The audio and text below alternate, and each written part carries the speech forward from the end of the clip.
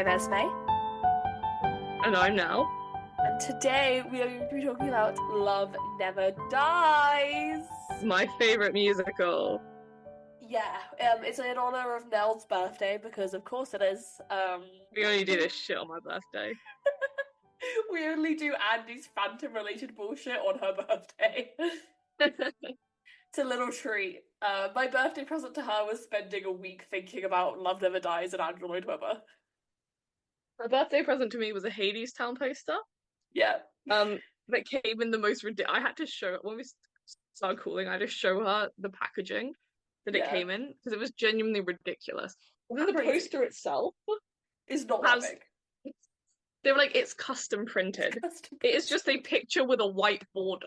Like Yeah, I spent 15 I could pounds on print this that. out.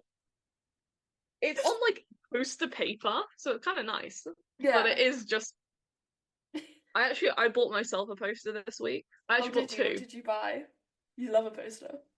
Okay, so one of them is normal, and Mm. it's a poster of a cover of A Streetcar Named Desire. Oh, okay. Great play. You I love that studied it. play. I love that play. The other one um is actually right in front of my desk, so I'm looking at it right now. What is it? Okay, so it was from a world travel section, Mhm. and it has a bit of writing on it, and at the top it says the observation deck at the World Trade Center. Okay. Yeah. Then it has the Twin Towers, Yep. and there is a helicopter flying next to it. The Twin Towers are still there. It Right, is from okay. like, and you can tell, Yeah. but it's like a drawing. It's cute. But I Cute. did buy it because I pulled it out, and me and my friend immediately went, "Oh my God!" Never forgetting all that. Um,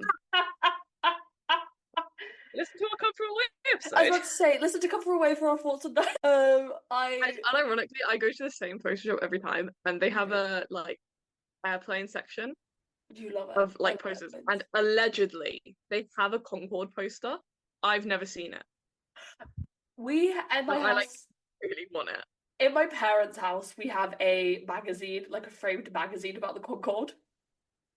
I know, and I'm plotting to steal it, frankly. Every time Nell comes over, she's like inching closer and closer towards it. I mean, as I'm we'll be having a conversation, as you can tell, I'm zoned out, and it's because I'm just looking at it. just looking at the framed magazine about the Concorde. I hung some stuff up on my wall Isn't it today. crazy that on a podcast about musicals, We talk about the the Concorde like far too often. second most talked about thing is the Concorde, The the Concorde. discontinued airplane. There are like significant like episodes of the podcast where we just talk about the Concorde, like Newsies, Phantom, Love Never Dies. Love Never Dies now. Anything to do with Cats the Jellicle Ball, we've been like, we're bringing back the Concorde. Yeah, if we're talking Um, about going to New York, we're like, we're bringing back the Concorde and we're going to New York for the now that day. Cats the Jellicle Ball has closed, oh Yeah. Mary, Oh, we're we were bringing just talking back about the Mary. Concorde. No, I was hanging some stuff up on my walls because my grandma does send me postcards with musicals on them every month.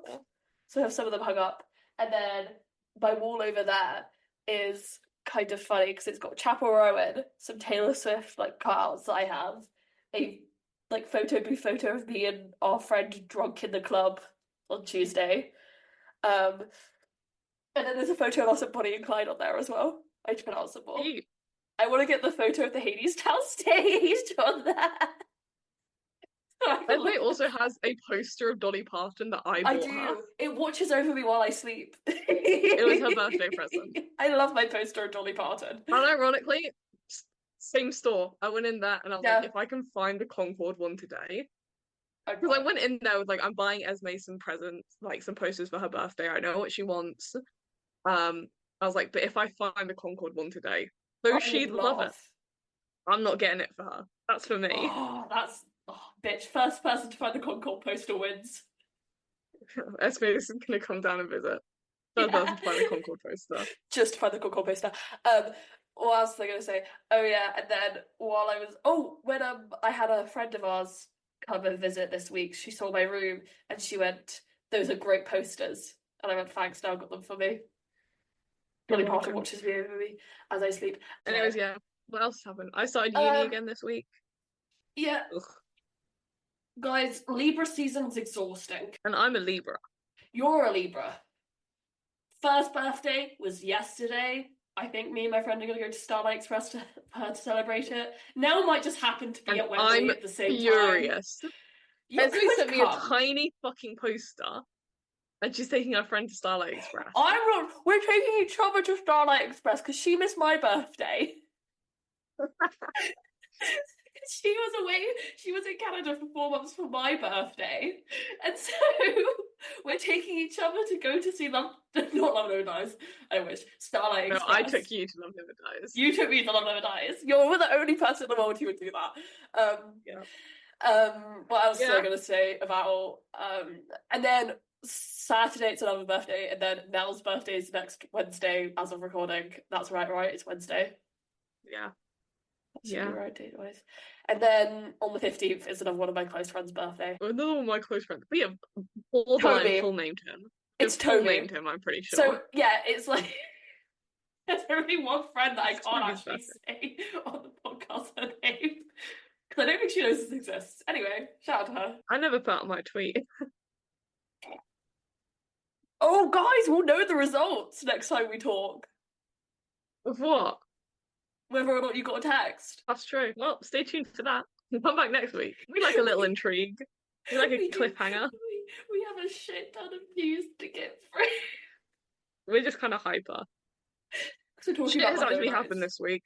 We recorded last week and we were like, Nothing's it's happened. strange that they haven't announced the Gypsy cast. Why Also- haven't they announced a Gypsy cast? Guys, last week I was hungover as shit, right? However, I was also genuinely just a bit sick, so that's why I was like that. It wasn't because I was on the vodka the night before. On the body. On the body. I got to the point where my friend on Friday she was like, "You have to be well for Tuesday. Go home and sleep." Last week we were like, it's so strange they haven't announced a Gypsy cast, and then they did. And then we were talking about Little Shop. They were like, it's cool how they do the casting at Little Shop, and then they did a new cast. Yeah, We keep doing this manifested to a lot of ourselves. this. What do we want to manifest quickly, like for next week? I was really trying to think. I was on a rant about this the other day. Jennifer Damiano back on Broadway. That's what I want. Let's manifest that. I think it has to come naturally, so I'll just see what I come up with during the episode. Okay, well, I was on a very Because passionate that was rant what happened about that. with like Beauty and the Beast. We were like, Hmm. I don't think this will ever come back. And then it did. Well, I've been on my Jennifer Damiano should have a bigger career thing for actually like 6 years now.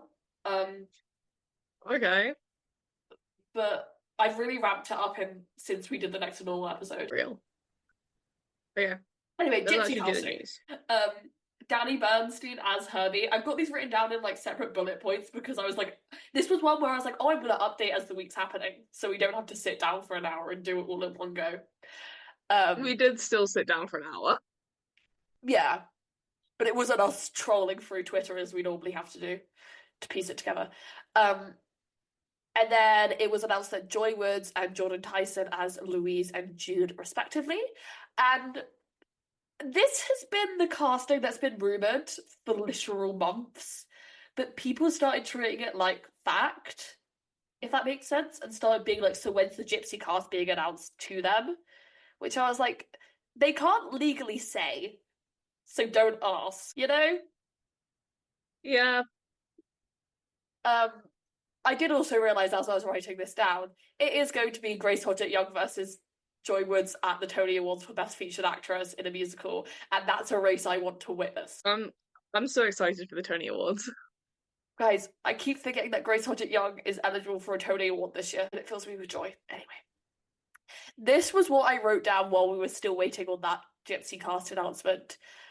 Takeda Klukango to replace Joy Woods as Sarah in Ragtime. So Joy Woods, as we probably said in an earlier episode, was going to do Ragtime at City Centre on Cause during the election, which I still think is a crazy decision. But no, Joy Woods has got to go do Gypsy. So, I mean, Chiquita Klukongo, she was the one who did that really good song in Paradise Square and won the Tony for it. So I'm sure Your Daddy's Son is going to slay. Now another thing we manifested, Sherry Renee Scott and Christopher Nicholas to play Audrey and Seymour in A Little Shop. So excited.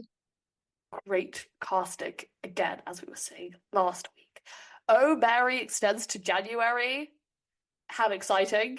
Love Oh, Mary. We're going to reinvent the Concorde to go on it. Now, this is one that might interest you now, because I know how you feel about the Regent's Park open air and what their programming is like. It's not Talk Yeah. About It this year. I'm distraught. I have seen this. Yeah. Shucked is apparently going to play Regent's Park open air, because basically Shucked have said that they were going to do a West End run, which made sense. Shucked would do well on the West End. And then they were like, oh. And then Jack O'Brien, who we're going to talk about today, keep his name in your minds, everybody. He also still wants to do a Hairspray revival next year, which I think actually probably will happen. This is like the second time he's like, Hairspray, it's coming back, kids. I think we said it in our Hairspray episode. I'm not entirely against it. I think its ship has sailed. It's done all it needs to. But it is, at the end of the day, a fun show. I'm also like, if we're going to bring back Hairspray, do we need the same 80-year-old white man to direct it? Could we have a different take on Hairspray if we're going to bring it back? I think there are just so many better shows to do than Hairspray. But it's like, I get why you'd want to do Hairspray. It's fun. It's well known. Yeah. Like, you've got a lot of space for like cameo roles. Yeah, it's easy to stuntcast. And someone was like, can we have an actual drag queen as Edna? And I was like, oh, interesting. Yeah. But it's just like, I feel like there are other shows that, haven't had their time yet that could also do something like that. Like Tuck Everlasting. Like Tuck Everlasting. I was talking with my friend about flop musicals. I was explaining why I think Spider-Man, I can't take Spider-Man seriously because I think it's a Tina Fey skit. And she was like, so what is your flop musical then? And I was like, good question. Tuck Everlasting. And then I did say Tuck, because I was like, no, I actually genuinely believe Tuck is an outstanding score, and it makes me so annoyed that it never did run longer. Fuck you, Hamilton. Love Hamilton, but fuck you for what you did to Tuck. The Tony Awards are going to go back to the Radio City Music Hall. We're so back. Tony Awards are back at Radio City. Next to Normal closes. This is the year of theatre. It is the year of theatre. This is a bad year for theatre. Yeah. Next to Normal closed. What do I have to say on Next Door was closing? I'm so happy that I got to witness that production. I'm so happy that they did the Next to Normal 3 times. I've seen that production. Don't forget my trip to the Donmar. How can we forget the dear Donmar? I actually did remember the Donmar. I forgot you went with your dad. How can you forget me going to see Next to Normal twice in 1 week, once with you, once with my dad? I don't know. That's pretty instant. Yeah, please, I am begging, do a West End cast recording. We have the actual recording. And then like a filmed version. We have a filmed version. I just need a West End cast recording, because I don't think Alice Ripley can sing. Just gonna say that. She's pitchy and whiny. I just love Casey Levy as well. Casey Levy is. I will say her Diana is more fully formed than Alice Ripley's. Yeah. Now, the Broadway flea market happened it would have happened a week when this comes out. However, it happened last weekend. And first off, the Michael Crawford International Fan Club weren't there. Which makes sense with the closing of the not closing of, but closing of Phantom. Yeah. But also, everyone who was there was the vibes were weird. It was so packed. People were begging for other people to wear deodorant. It just seems like a rough experience all around. Yeah. And I was thinking about this because the way that people were talking about the Broadway Flea was similar to how we talk about West End Live. Yeah, it feels like it just hasn't been adapted for how popular it's become. Yeah, people are willing to go to these events a lot more now because there's an increased awareness because of social media. Right, okay. Got to do a big news story now. Well, not big news story one. Just what? If you've been on Broadway internet in the past week, Operation Mincemeat have been acting fucking weird, and I'm so glad the Americans have got a taste of how weird their producing is. So, let's do a timeline of events. About 2 weeks ago, the Sweaty Oracle, known rumor guy who says these are all rumors, they could not be true, says Next Door wasn't coming to the Broadway because we don't go see enough on the West End. Speak for yourself, I saw it 3 times. And 2, Operation Mincemeat is going to Broadway, and they have a Broadway theatre. Then they put out their press release saying, "Oh, we may or may not going across the Atlantic soon." And I'm like, oh, for fuck's sakes, can't wait for the New York Times review. You guys are gonna hate it. Then the theatre influencers start posting puzzles on a cement, like on the from the streets of New York. Like there's like the Mincemeat logo is on the streets of New York. Vandalize it. Don't. That's a joke. That's a joke. That's a joke. But if anyone does that, can you please send me it? I want to laugh. Oh, I saw someone on Twitter being like, "Hey, what the fuck is that Mincemeat logo? I've just clocked what it is." And I was like, Thank you. It's weird. it's so Sorry, weird. but I still think it's I weird. think it's a little weird. I just don't think it makes sense. I would much rather. And I don't get why they didn't do this. Because they've done it in their other logos for the show. Have the weird MB the briefcase Yes. Yeah. that they use to show like their fake man, like the briefcase and Yeah. hat. Also, it's like spies. They have briefcases. Yeah. And their whole thing was they tie a briefcase, like, that was a thing. They have the briefcase for the documents. I don't get why that's not your first choice, and Hitler is. Yeah. I don't Which get why I your get, brain maybe immediately it's goes just to Hitler. which I guess maybe because they do have that briefcase like above the like words Operation Mincemeat, they have the little briefcase. Yeah. I'm right in thinking this. I have No, their you're. programs. Yeah, I think you're right. Dig it out. But and then Oh, they they have the words Operation Mincemeat with a little handle on top to make it look like a briefcase. yeah. But then in the grand scheme of things, It's fucking horrible. that becomes the moustache.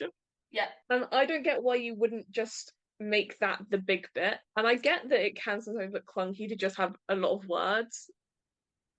Yeah. But I think like the iconic or like yellow background Is and recognizable then just a branding big so good.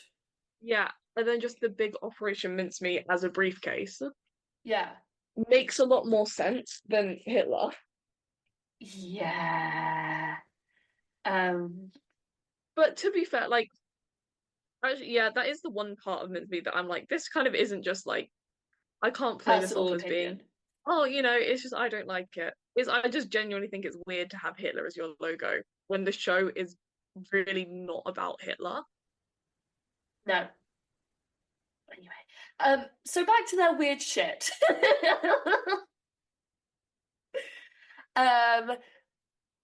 Mince. So these influencers are tweeting, "Hey, here's a QR code, here's a link. Do it, and you could be invited to the Broadway opening if the Broadway opening ever happens." And I'm like, okay, you guys are going to the Golden Theatre. Because by this point, the Sweaty Oracle's like, hey, they're going to the Golden Theatre. Stereophonic is doing its last performance on like the 18th of January or whatever, which is sad. I'll be sad to see Stereophonic go. And Operation Mincemeat is going to take it. And I was like, okay, that makes sense.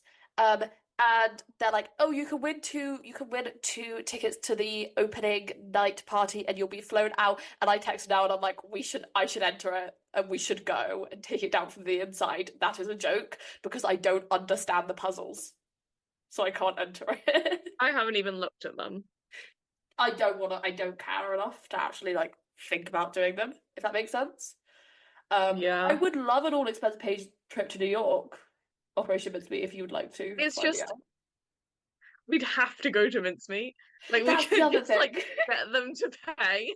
To be And then I'll and we're go seeing see Omer, Omer. yeah, and we're seeing like Gypsy, and we're seeing I would die to see Gatsby. Gypsy. Yeah, we couldn't be like, and now we're doing our own itinerary. Like we would have to go to We have Mincemeat. to go mincemeat. And then Operation Mincemeat put out a statement being like, "Oh, we've not confirmed Broadway. I don't know what the sweaty oracle on TikTok thinks he's saying." And I'm like, first off, don't come for my man, which is rude. And then last night, the Broadway Journal, which is a website that normally talks about like the business of Broadway, if that makes sense. They often say that shows are coming in early because they get their hands on investor packets. So they were the first ones to break that Stereophonic and Gatsby were coming to Broadway last season. So they have a precedent about being right about this, if that makes sense. So they put out a big article saying Operation Mincemeat targets the Golden Theatre. Again, I'm reading this directly off of it. I'll include it in links if I remember. So they need to raise at least $11.5 million for the show.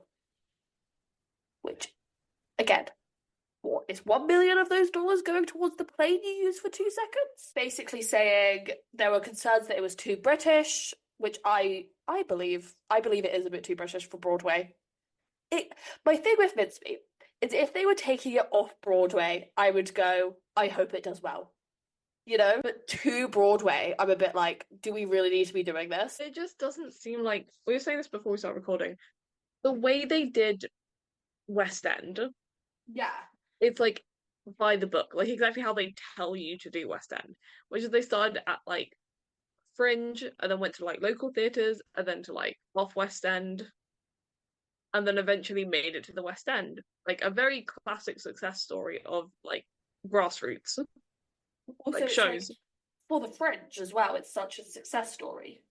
Yeah. And then for Broadway, it seems like they have genuinely just they've taken their whole original cast out apart from one. Claire Marie Hall, who's very talented in the show. I'll say that. Very She's a very talented. talented woman. She's great. Um, but they've taken out their whole original cast and then started immediately running for a Broadway theatre and not going off Broadway first or not doing like tryouts first somewhere else. And it's also like I think things like their survey, like them posting their survey, Yeah. is obviously going to give them the results they want. Yeah.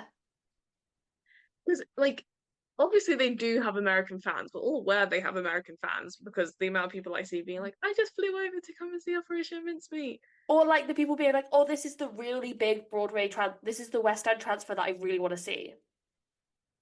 Yeah, they obviously have American fans, but those American fans are going to already follow them. And so when they You say, you an American, do you think this show is too British? They're going to be like, no, I don't think it's too British. I I've love watched The the show. Crown, I've watched Great British Bake Off. the Great British Baking Show. But, you know, like You asking need your own fans, do you like this show?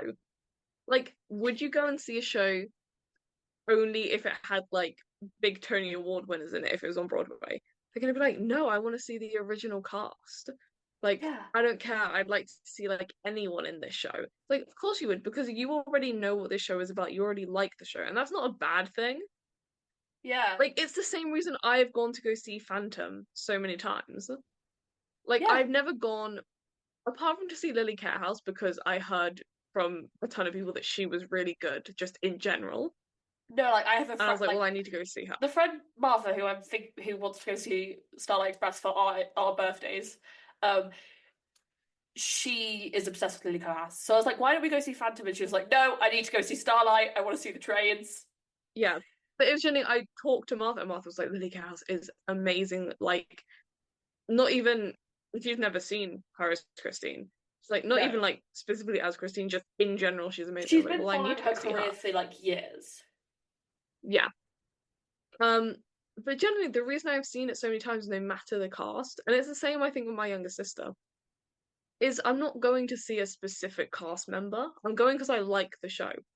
And it I is like think I found like Lily Carehouse, who I think is amazing. I found like Eve Shani Wilson, who I think is amazing. These are just Christine's. it's Every like single person who's ever Hades. played Carlotta. Hey, ooh, you love a bit of Carlotta. Hades I Town. love Carlotta. I've seen a Hades Town 4 times, and like I've never seen the same like full cast twice. And so like I've seen 3 different Eurydices. I've seen like 2 different Mm. Hermes. I've seen, yeah, like there is variation in what I've seen, and I like being able to see what each person brings to the role, and especially a show like Hades Town where they're all using their actual accents. It's fun. Yeah. Like, But it is just kind of like, especially with mincemeat, like the reason there is no he- this is gonna sound rude, and I promise it's not intended to be. But the reason we don't care about who the cast is, as in like we're not going to go.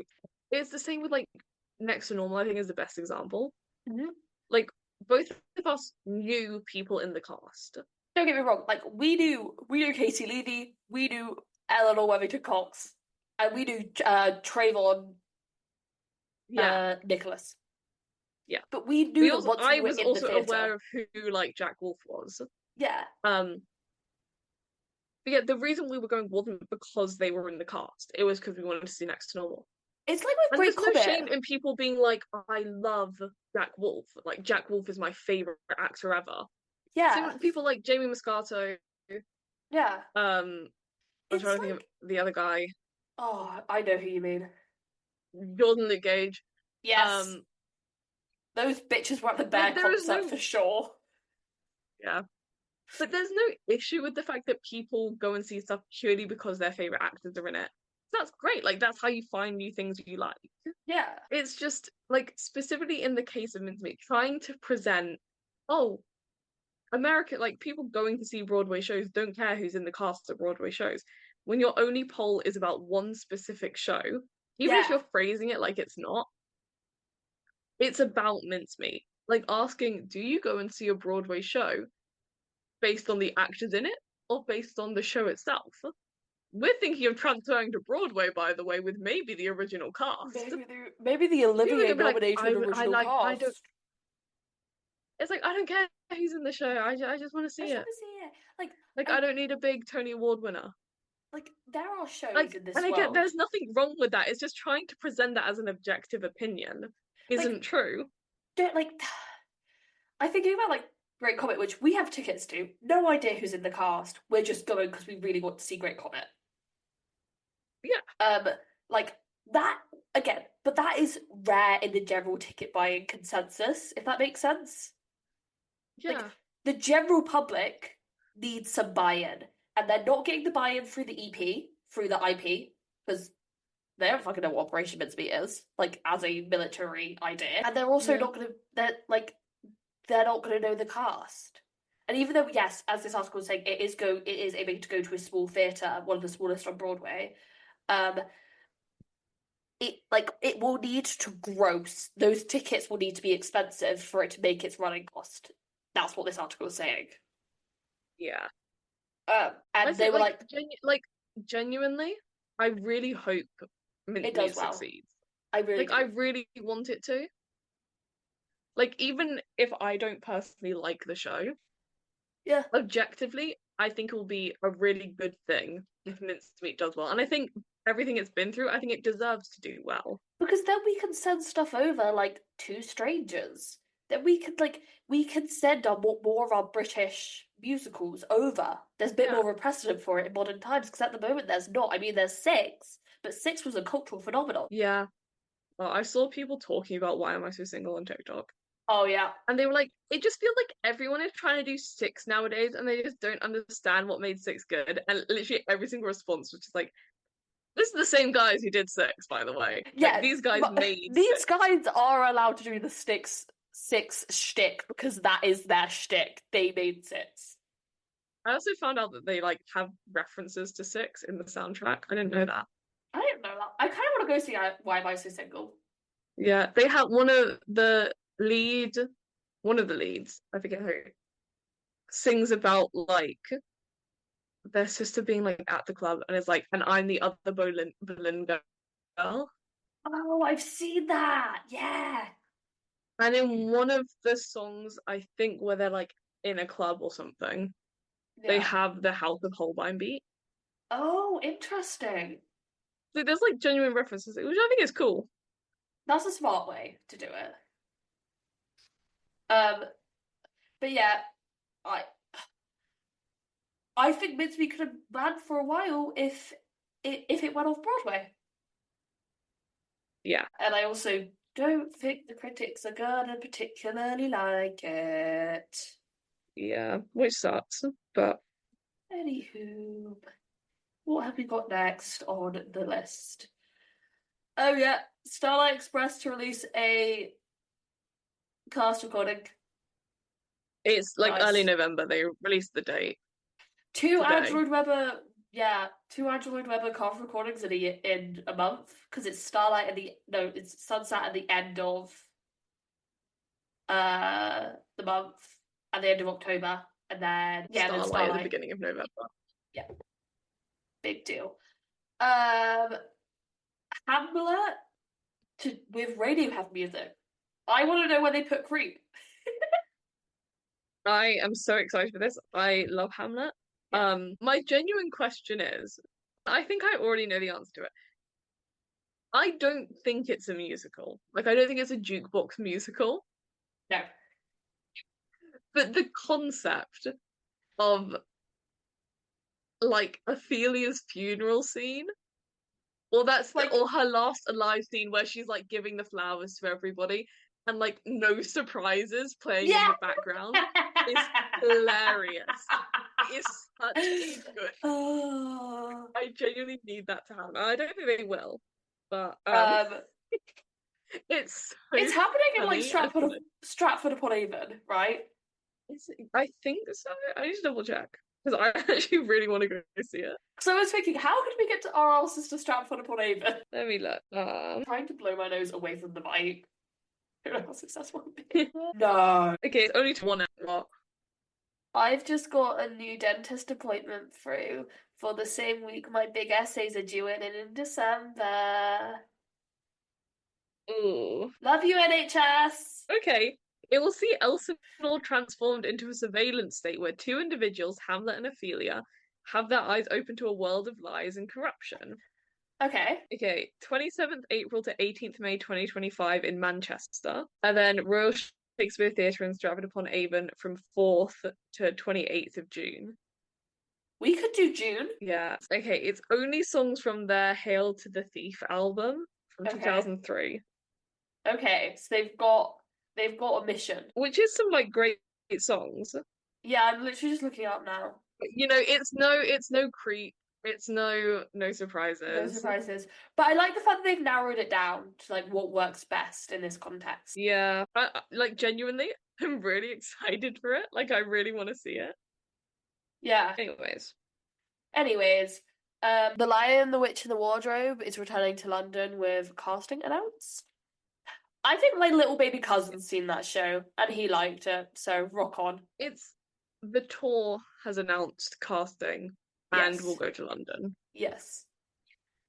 There's a drag panto happening. Me and Nell have discussed going. This Christmas, the stars of RuPaul's Drag Race.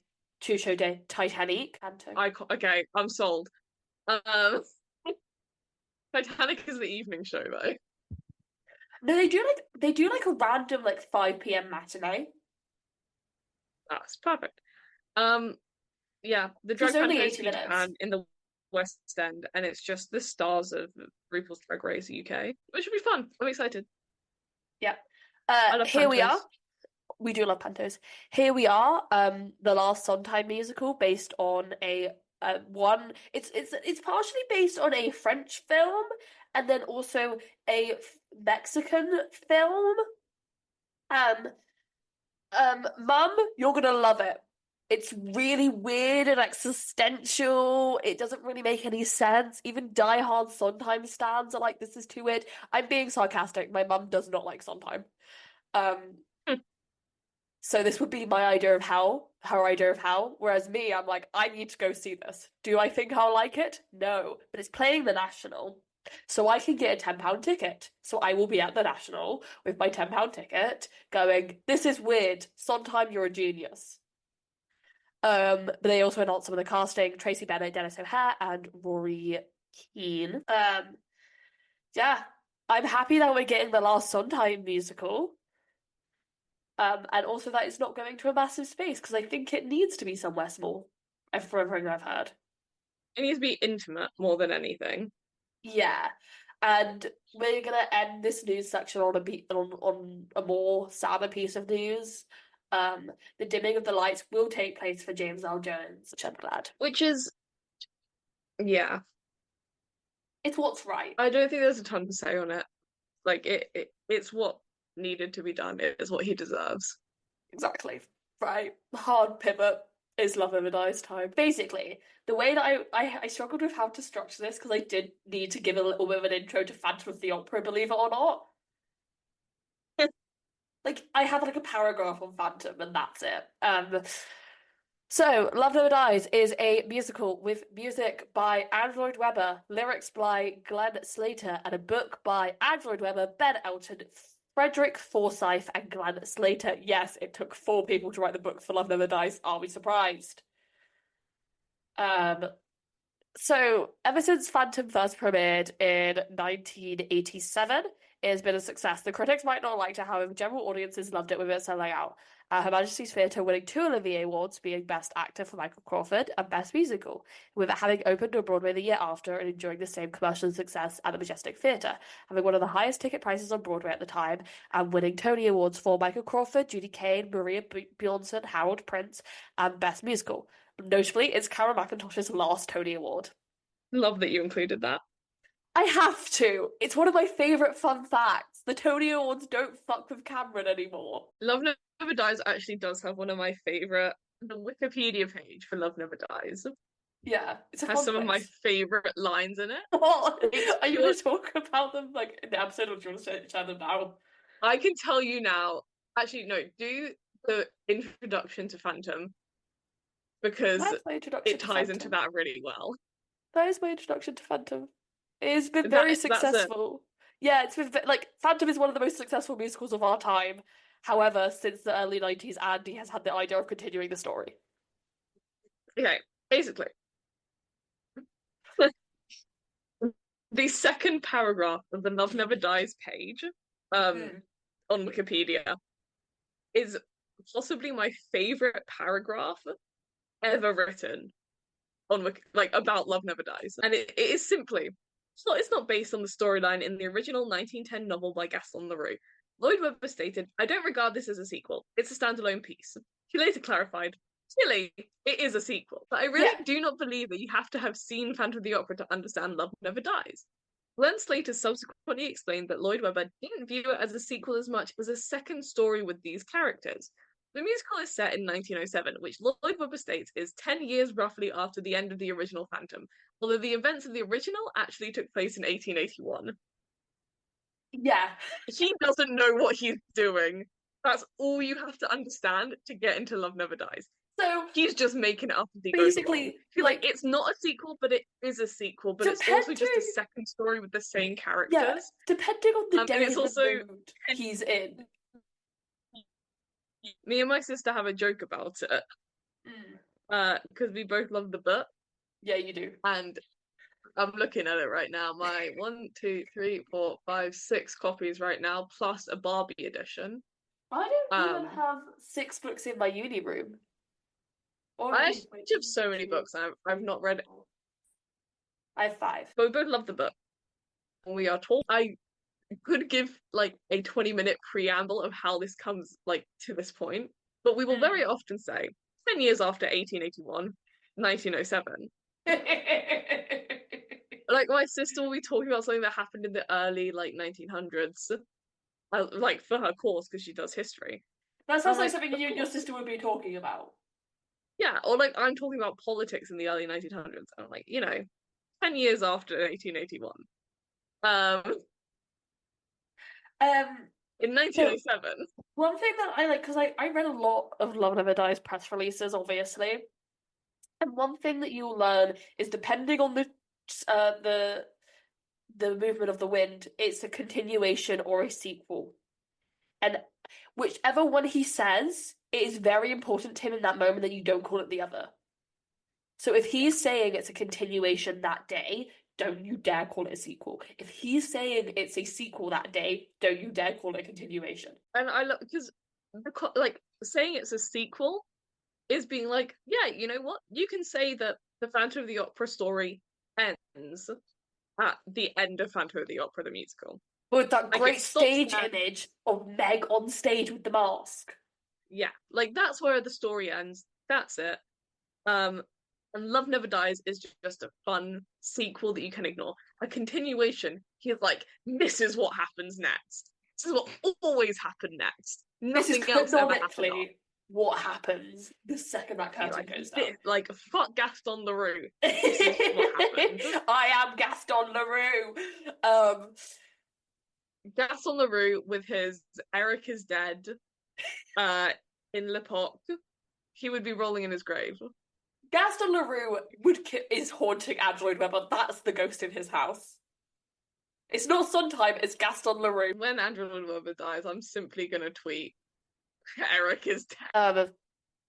Anyway, since the 1990s, Andy had the idea of continuing the story of the Phantom and Christine, setting it in New York at the turn of the century. He had a thrilling conversation over dinner with Maria Bjornson, who was the original designer, in a strange restaurant on the grounds of Chelsea Football Club. It is very important, Tim, that you know the minute details about all of this creation. It explains so much. Explains so much.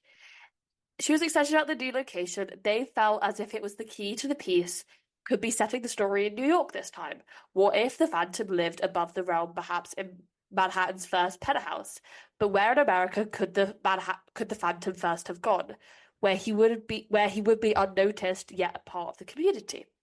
His questions would be answered when Andy would be watching a documentary about Coney Island, which at the turn of the century became home to one of the world's most iconic amusement parks, where they were complete with all the best rides, shows, and staff. However, each park had its own unique identity.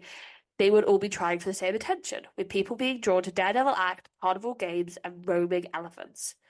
That is actual information about the history of Coney Island. That's not Andy drivel about Coney Island, because I was like, I'm going to do my own research about this, man. So for Andy, it was the perfect place for him to place the Phantom, since his new home could be among the freaks and the oddities that were part of Coney.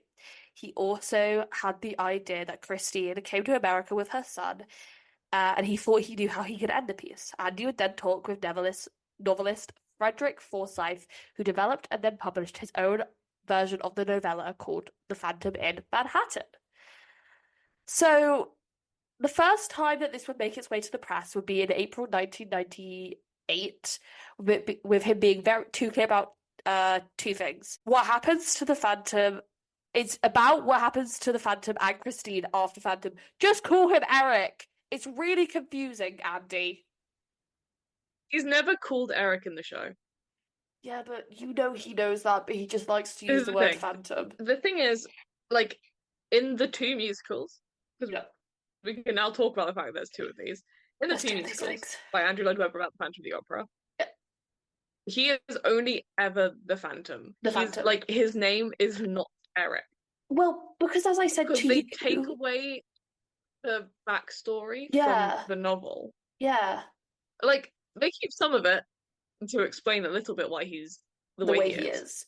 But the way I But said they it, take away most of it so you don't get that humanization of he's just Eric.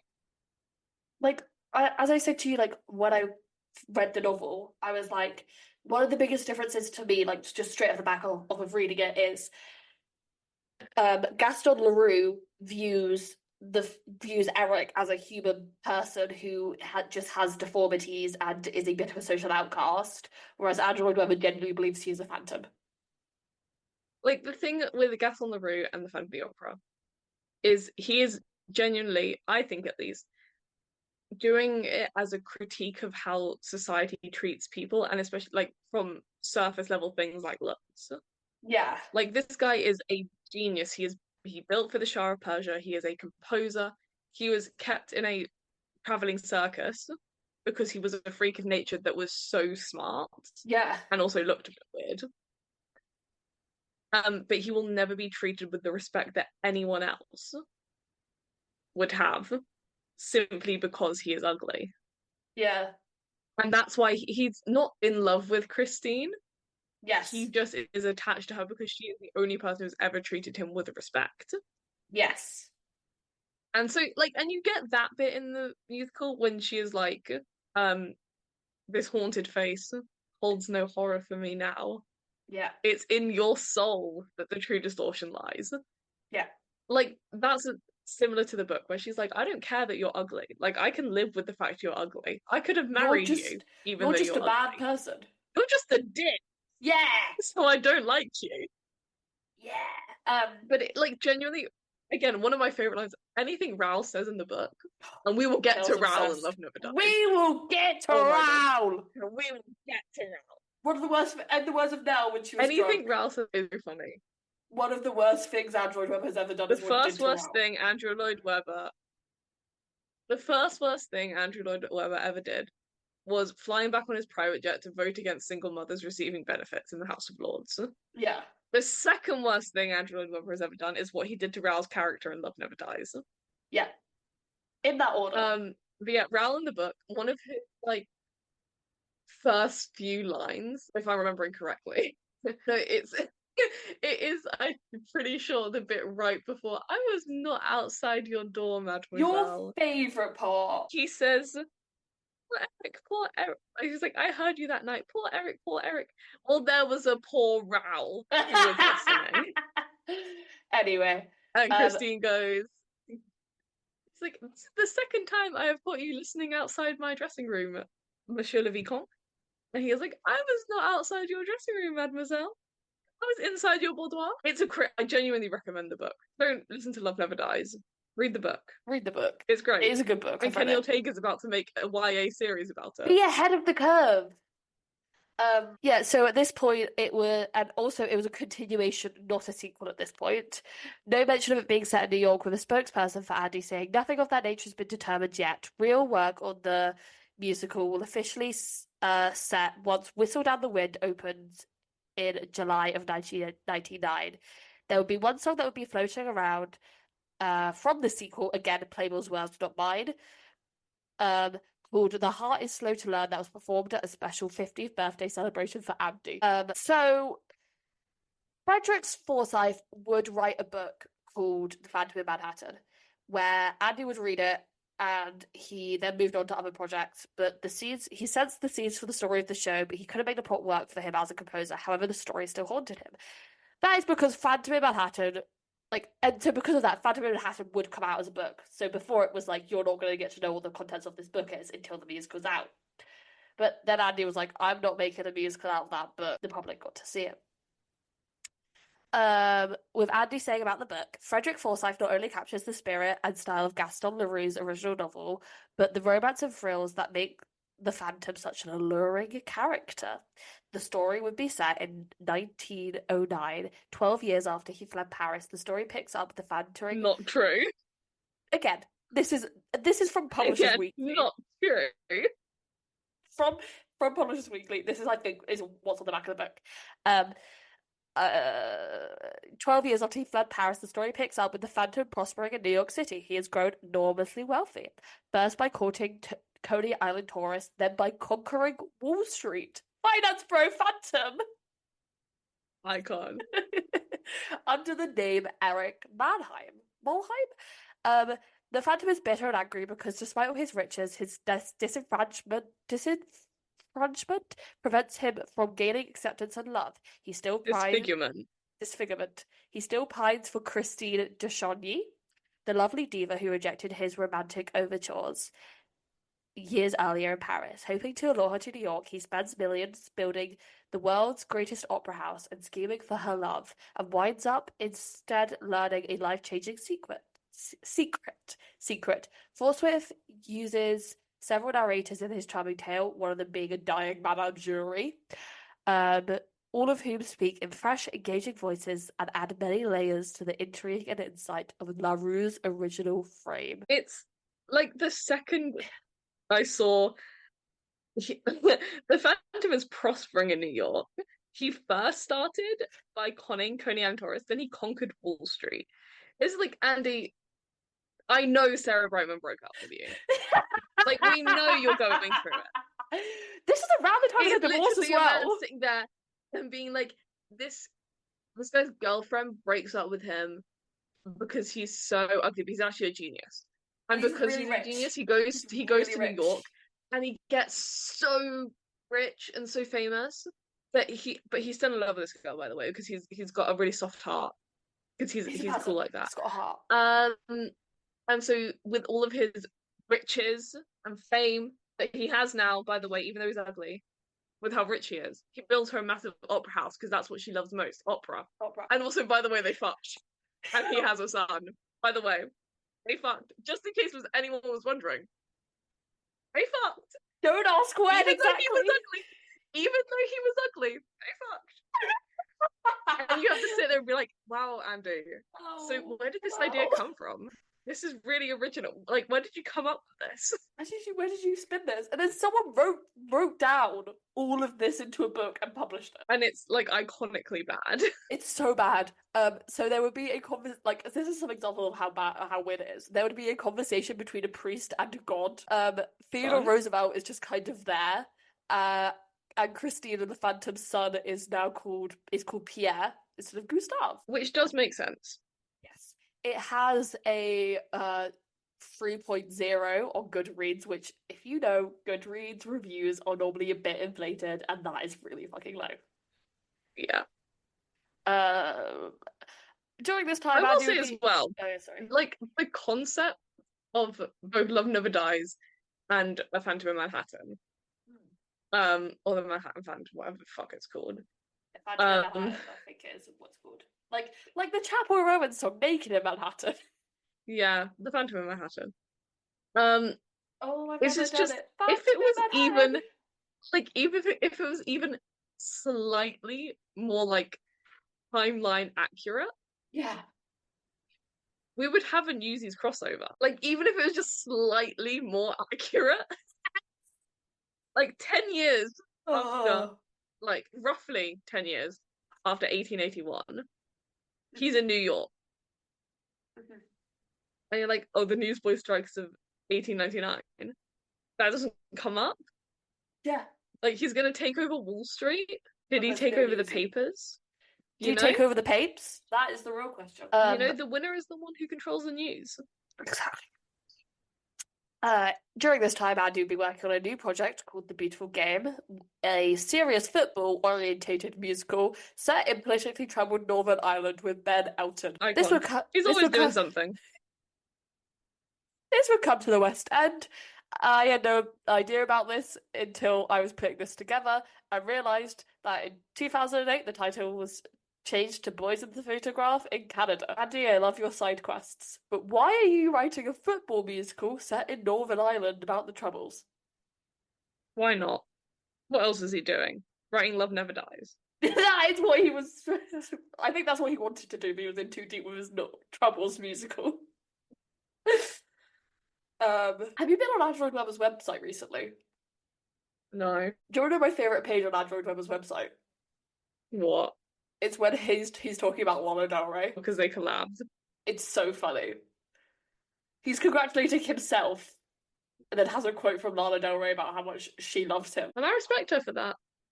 Yeah, and she actually says she loves the Phantom of the Opera, and I was like, Lana Del Rey would like the Phantom of the Opera. Yeah. Maybe I should listen to Lana Del Rey. For no other reasons. I could tell you some songs to listen to if you want to listen for that reason. I'm good. That's what I thought. I could tell you the new album, and then you'd be like, and then you wouldn't know the difference. Anyway, in 2006, Andy decided to return to Phantom and talked about it with several writers and directors. But to no avail, he would outline the issues he had with the plot with Ben Elton. It would be him who would find a way to make Love Never Dies work, with him suggesting that there'd be no new characters who got a name changed to Gustave, thank God. And since it was a continuation of the story, not a sequel at this point, very important to him that we use the word continuation at this point. Around this time, he would confirm to the masses that the sequel to Phantom of the Opera was happening in a Broadway World article. They would describe it as a video blog saying, "I will do the Phantom of the Opera sequel, and I've met with a couple people today who persuaded me to do it.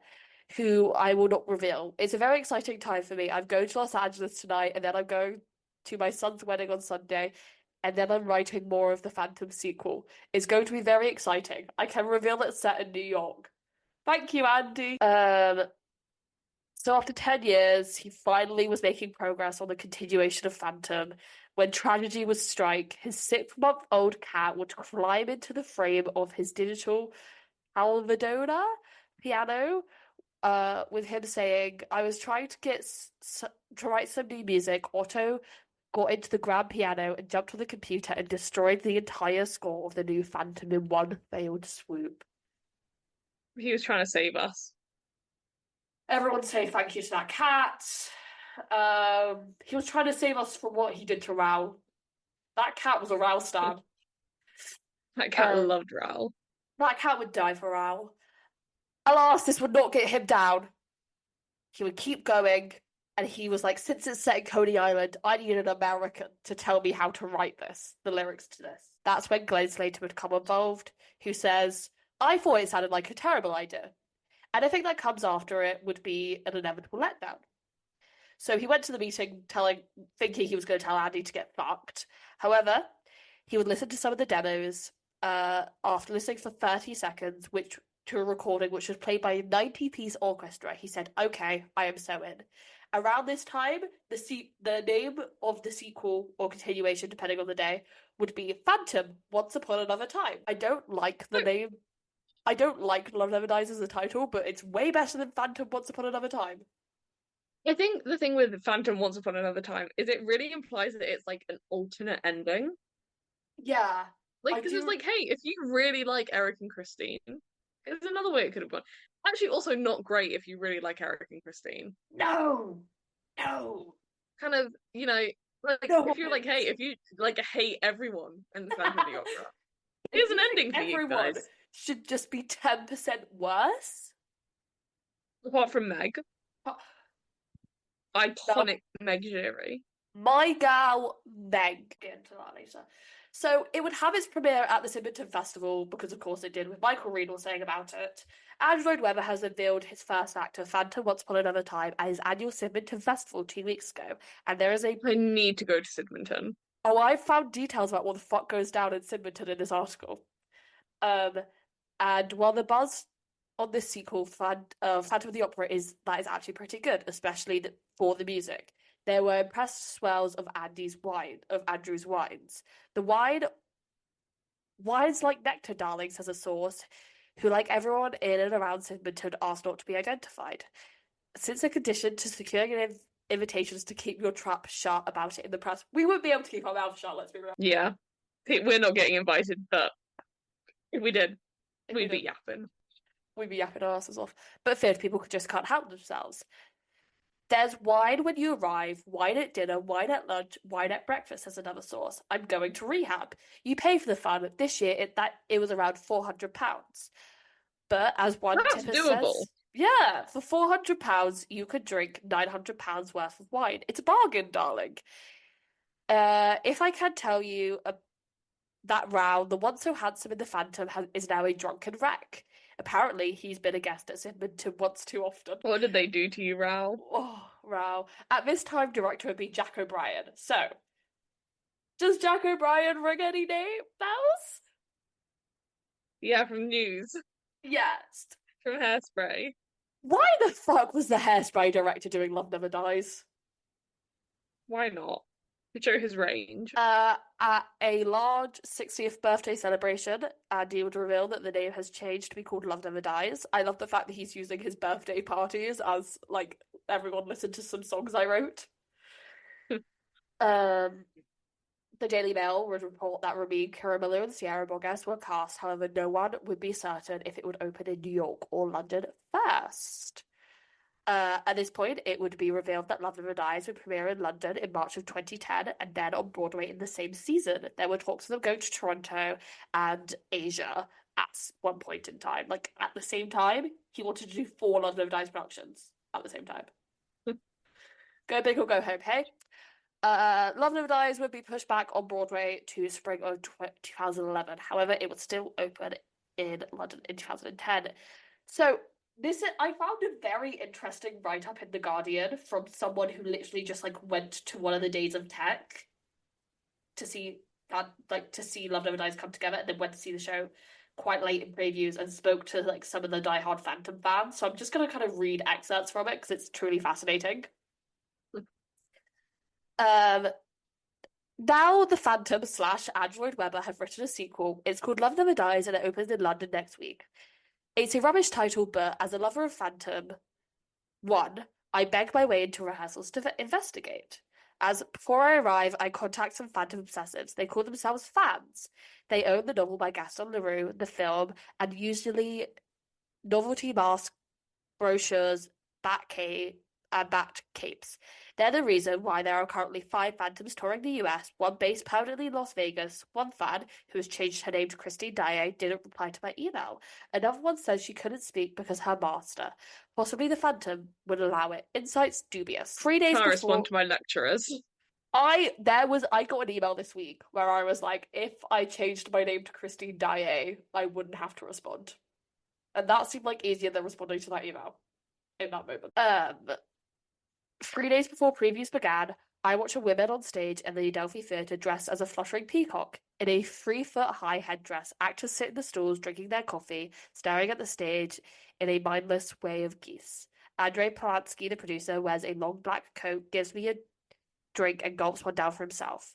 Why, I ask, is the show so successful? An ugly man gets a beautiful girl, he says simply.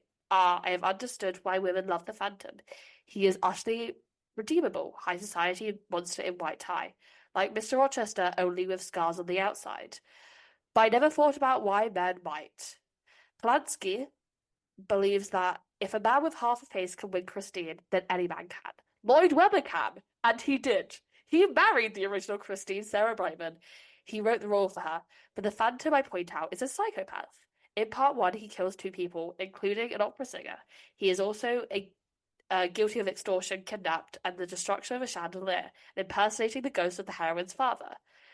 Doesn't it matter? In the end, says Polanski overstruck. We feel more sorrow than anger. In the stalls, waiting for an aria, Jack O'Brien, the director, appears. He has been moving the cast in and out of pools of light, fading in with special effects. It takes hours. I asked him why we love the hideous Phantom. Because Andrew wrote it, O'Brien shouts. May I have less of an outrageous, Obsequious. Obsequious. obsequious answer, please? We all have a dark side within us, he says. Just because it frightens us doesn't mean we don't like it. We like civilized danger, he pauses. And reconciling both sides of our lives, most of us most of us a lot of therapy. I turn and look at one of the stagehands handling white roses. The Phantom's big on white roses. If he ever gets bored of playing with dry ice, he should probably become a florist. I go along inevitably to the first preview. Like Christine, I am drawn to the Phantom, although I go not on a white horse, but and a subterranean gondola by bus. The show is sold out, and the fans are wearing badges with mouth motifs. Why? I ask one. Why the Phantom? He's just one of those guys who just wants to love, she says. I love him. Why? I ask another. I don't know, she says. His body is quite good. It doesn't half of his face missing put you off? No, she says. We go in. What can I say about Phantom 2? I loved it, of course I did. But what is this? Can it be the Phantom got functional? He's got a job, he has real conversations. At one point, he pours everyone a drink. What a buffed creature, this man who could star in a BBC talent show. For some reason, I write Holby City on my notepad. Then I look down into the stalls and see Lloyd Webber watching his creation. He looks polished too, functional perhaps. He doesn't quite need the Phantom anymore. Perhaps the screams back and forth, Phantom 1 are quieted. At the end, we whoop. Now, an unphantomist Phantom, we think the music of the night is over. Fine with that review. Like, I think it is It's definitely too nice to Love it's Never not Dies. like it's not a reviews. It's just more of like, here's what's going on in Love Never Dies.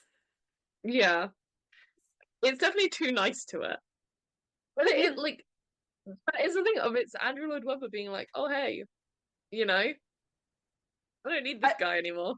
I really do love the perhaps he doesn't need the Phantom anymore. I think the music of the night is over. If only. I If hate that song. the day Andy lets the music of the night go is the day I stop being mean to him. So word of mouth was not as good as that article would lead you to believe. Phantom super fans, with one review saying it already had 53 pages on the What's on Stage forums during previews. But being real, that is just because It's the Phantom sequel. if you are a Phantom super fan, nothing in there is good for you. No. Like if you're like, I love Raoul and Christine, their relationship is in shambles. If you're like, I love Eric and Christine, their relationship is in shambles. If you're like, I love Christine, she dies. She fucking gets Spoilers. fucking murdered by Meg. She dies. If you're like, I love the background characters, the Giris. Character assassination, quite frankly.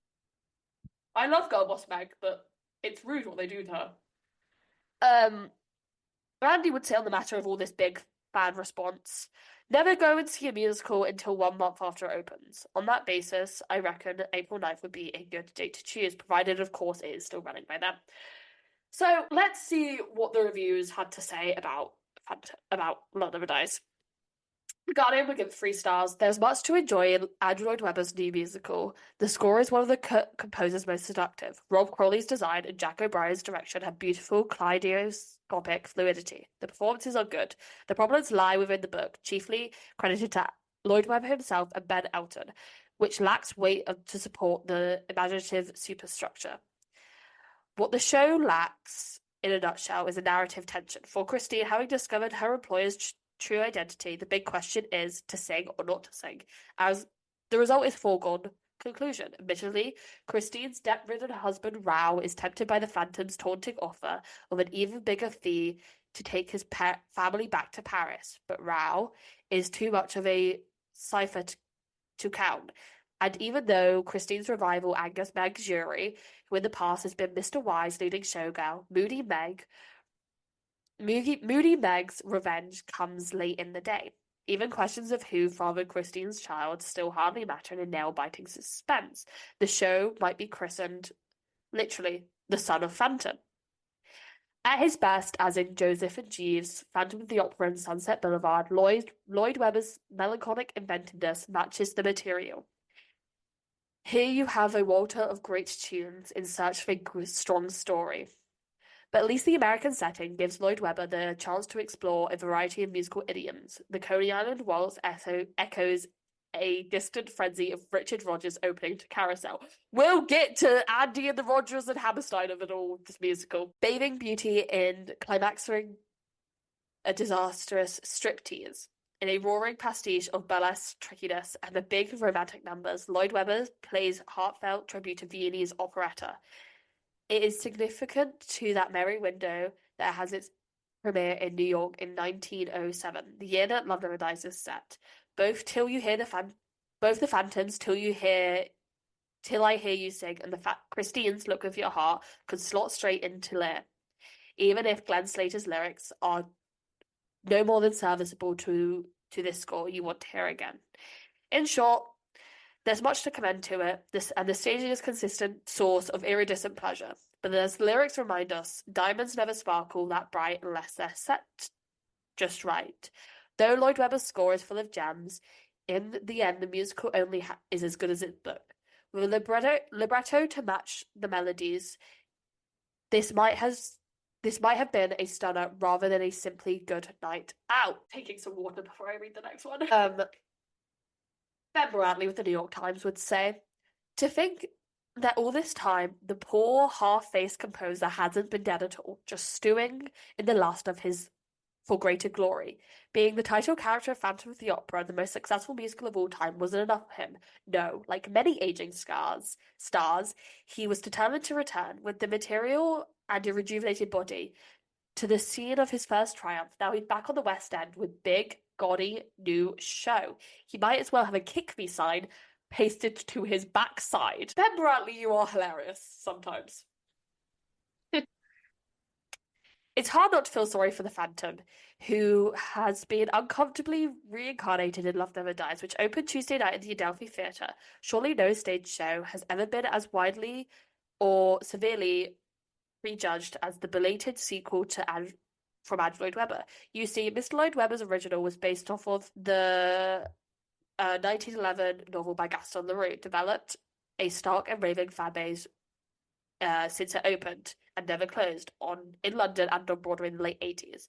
When the news got out, it was going that there was going to be another show about the Phantom set in the early 20th century Coney Island, no less, instead of Satellite Paris. A few of those fans took to their cyber soapboxes to cry squealage. Soon, theatre writers, including me, were receiving email messages from the Phantomites lamenting the show's rank inappropriateness.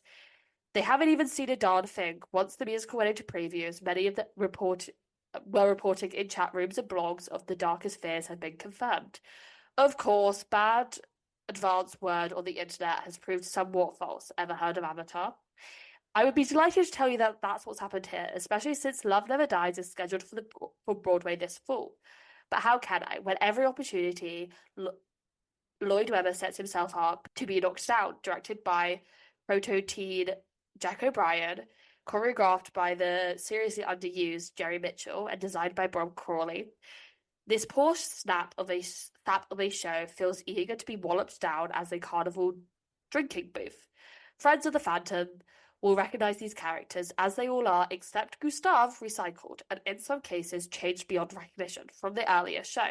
The book is credited as 4 writers here: Mr. Lloyd Webber, comedian Ben Elton, novelist Frederick Forsyth, and the show's lyricist Glenn Slater. And its plot is so elaborate and implausible, it makes the libretto to Laurent read like a first-grade primer. If you don't know the first Phantom, you'll be very confused. And if you do know the first Phantom, you may also be very confused. The Independent. Now, The Independent actually included some of the messages from the message board, so I have them at the end as well. Oh, fun. I know. This mix of heart-stopping and stomach-lurching, a true kinesthetic experience, characterizes some of the best sequences in Love Never Dies. Andrew Lloyd Webber's much heralded follow-up to Phantom of the Opera, this latter has, as is, the mostly commercial successful show in musical theatre history by virtue of the fact that it is not an easy piece from which you can write a sequel. Nor is it one that self-evidently demands a dramatic extension. The original musical agonized over the possibility of unconditional love in a relationship of Beauty and the Beast opposites, a mutual professional inspiration. Add a child to the equation, and depending on your view of the young character's artistic provenance, it all becomes more tortuously complex and emotionally bogus. What is no doubt technical excellence of Jack O'Brien's seamlessly fluent, subconscious, and sometimes subtle production, or the splendor of the orchestra that pours forth Lloyd Webber's dark-hued, yearning melodies as if life depended on them. Special praise should go to the lyrical lavishness of Bob Crawley's and John Diskeral's designs. With their gilt interiors, there are vegetation limiting contours and a giant peacock plumage of our Art Nouveau run rampant. Their ghostly external locations were brilliantly destroyed with a combination of flowing protection and solidly presented stage effects were created a dizzy and Coney Island of the mind. It's revealing that Andrew Lloyd Webber, who has been casting his lead roles of his most recent ventures by public vote or reality TV show, has not allowed the public to go anywhere near his casting decisions for Love Never Dies. This rather exposes those low risks of those TV experiments have geared towards fairly safe properties such as Sound of Music and Oliver. In that sense, Andrew Lloyd Webber has become a host to his own what is that word? Petard. Having peeled over the public, he has now been mulled over by a section of it. The Phantom Fantics, who feel like they own the original more than he does. On both counts, Lloyd Webber has once taken the more high ground here. Ramin Karimloo may not be physically imposing enough presence as the Phantom, but he is a marvelously supple voice that can run the gaunt of seductive, guttural whisper to the bare-flamed, frustrated passion. There's one issue which I might get on the side of the fans for, the ending, which I don't want to give away, but it feels phony and unconvincing competitiveness in its resolution. It makes what has been perceived as a good deal less of a sum of its parts that cries out for more ambiguity. In short, it seems fixed.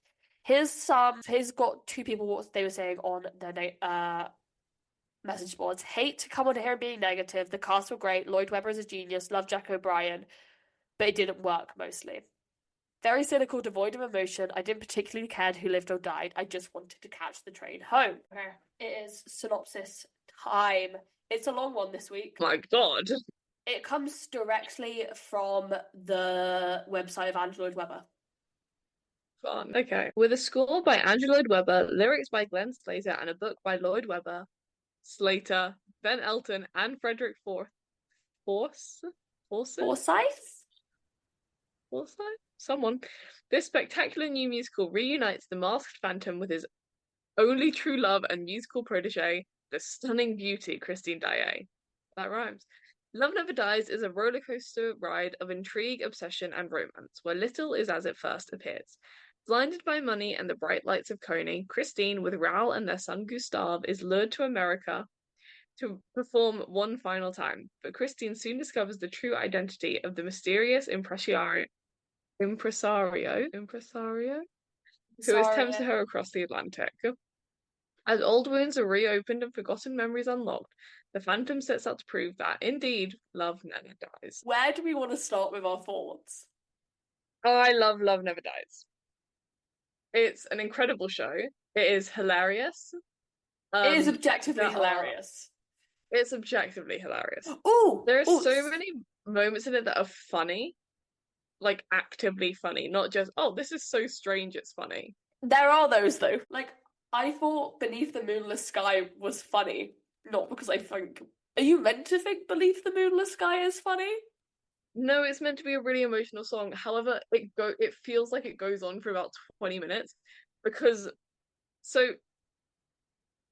in case you've never listened to the Love Never Dies soundtrack, change into Beneath a Moonless Sky, into Once Upon Another Time, and then kind of into Mother Please I'm Scared. That's the end of it. Yeah. Technically, 3 songs. Yeah. Feels like one. Because it's the same. All just feels like one, and it feels like it's all the same. And you're just there, and you're like, my God, we get it. They fucked. They want to fuck again. Can we move on? Yeah, they fucked off stage at some point during the original, and they might do it again, and we might get to witness it this time. Yeah.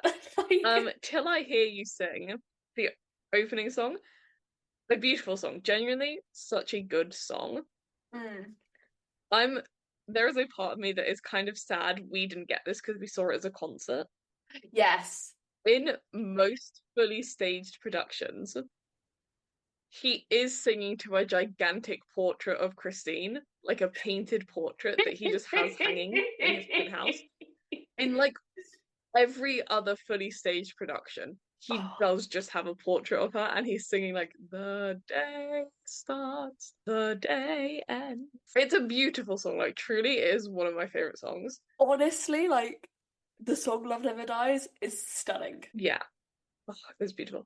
I'm also sad we got really reduced costumes. Again, in every other production, she is wearing the peacock dress that like reviewers are all talking call it a review. That article. Yeah. This beautiful like blue peacock dress. In our one, she was wearing just a white dress with white gloves. Which again and made so the sense. End scenes. Yeah. The end scenes though, it did just feel really reminiscent of the end of the Phantom of the Opera because they had like the 2 guys in suits and Christine in something white which looked like a wedding dress. And they just did a big This performance. is Phantom of the Opera. Yeah. Some of the funniest songs. Number 1, Dear Old Friend. You love Dear Old Friend. It's hilarious. The premise of it is Meg and Madame Giry are rehearsing because Meg's about to get her big break. Yes. She's gonna be leading lady. When suddenly this kid runs in and disrupts their rehearsal. They turn around and oh my God, it's Christine and Raoul. And they're like, oh my dear old friend. Like, It's been so long, how are you? You look great. Blah blah blah. But then it cuts to Madame Giry and Raoul, It just starts with you. My God, it's you. Yeah. And it's just like a hilarious thing because basically in the song they figure out, oh fuck, the Phantom's the guy behind this. Yeah. So they're all kind of angry. But they're also We like also see, drinking. yeah. And then one of the funniest songs in the entire thing, Yes. The Beauty Underneath. Is that the rock opera? Yes. Fucking loved that moment. It's insane. So unnecessary. Do it 10 more times. It's so crazy that there is genuinely very little I can say about it. When it started, because I can't lie, a lot of Love and Eyes did go over my head. However, when the rock opera started, I was like, oh, I know what's going on now. Yeah. Have you ever yearned to go past the world you think you know? Been enthralled to the cool of the beauty underneath. It's honestly a fun song. It's just batshit insane. You have just got out of the Beneath the Moonless Sky section that's gone on for about an hour. Okay, no, you haven't. It But felt like, that way. well, the beauty underneath is basically the finale of Act One. The only thing after it is the Phantom being like, Christine, is that my son? Yeah. And she's like, yeah. Which, to be fair to you, they do then sing a reprise of Beneath the Moonless Sky and Once Upon Another Time. Yeah. So I'll give you that. And then Act Two, Devil Take the Hindmost. Your Perhaps the favourite song of best all song time. ever. It's perhaps the best song ever written. That was being It's 100% incredible. serious when she says It's this. it's such a good song. And I really specifically, if you're ever going to listen to Love Never Dies, and Which trust me, you should. we all should. I was listening to Love No Dice this week actually in preparation for this. I was like, let me fucking listen to this thing again. Yeah, I was too, but just for fun. Someone's around my Sometimes doorbell, that I scared me. listen to the song Love Never Dies because again, banging Oh, tune. it's a beautiful song. Especially I with would recommend Sierra's singing listening. it. Yeah, the 2018 album version, That's which is the from red one. it's the Australian production. The kid has a funny voice. No hate to that kid, but he has. Anyways, I recommend listening to the 2018 version because it's a live album. Yes. And as we You all know, won't mega get that musicals anyway. Nowhere are does it better say live. that it's a live album. Yeah. Nowhere does it say it's a live album, but it is a live album. And so in Devil Take the Hindmost, which is again possibly the best song ever written. That's the one where Raoul and Phantom are having a chat. It is Raoul and the Phantom having essentially a dick measuring contest. They're having a pissing contest, yeah. Like literally it opens and he's like, look at you. What does he say? Look at you. Stinking drunk. Yeah. Pitiless. No, penniless. Pitiful. Then Raoul responds with look at you. What is it? They're basically just insulting each other. I cannot remember the lyrics now. I sing this all the time. They are just being mean. Yeah, but he's like, your music may speak to her, but her heart will always be mine. Oh, Keep in mind, Raoul, we all know at this point, is a drunk. He's a gambling addict. The He has only reason lost all why their money. Christine is basically the breadwinner, which is so uncommon in these times, especially women of that high society. The reason she is here singing is because she was being offered a lot of money for it. And Raoul was like, we need the money. Like, the world can't know that I have spent all of our money. Yeah. We're going. And that's why she's there. She doesn't necessarily want to be there. She's also not a big fan of Raoul at this moment, obviously. Yeah.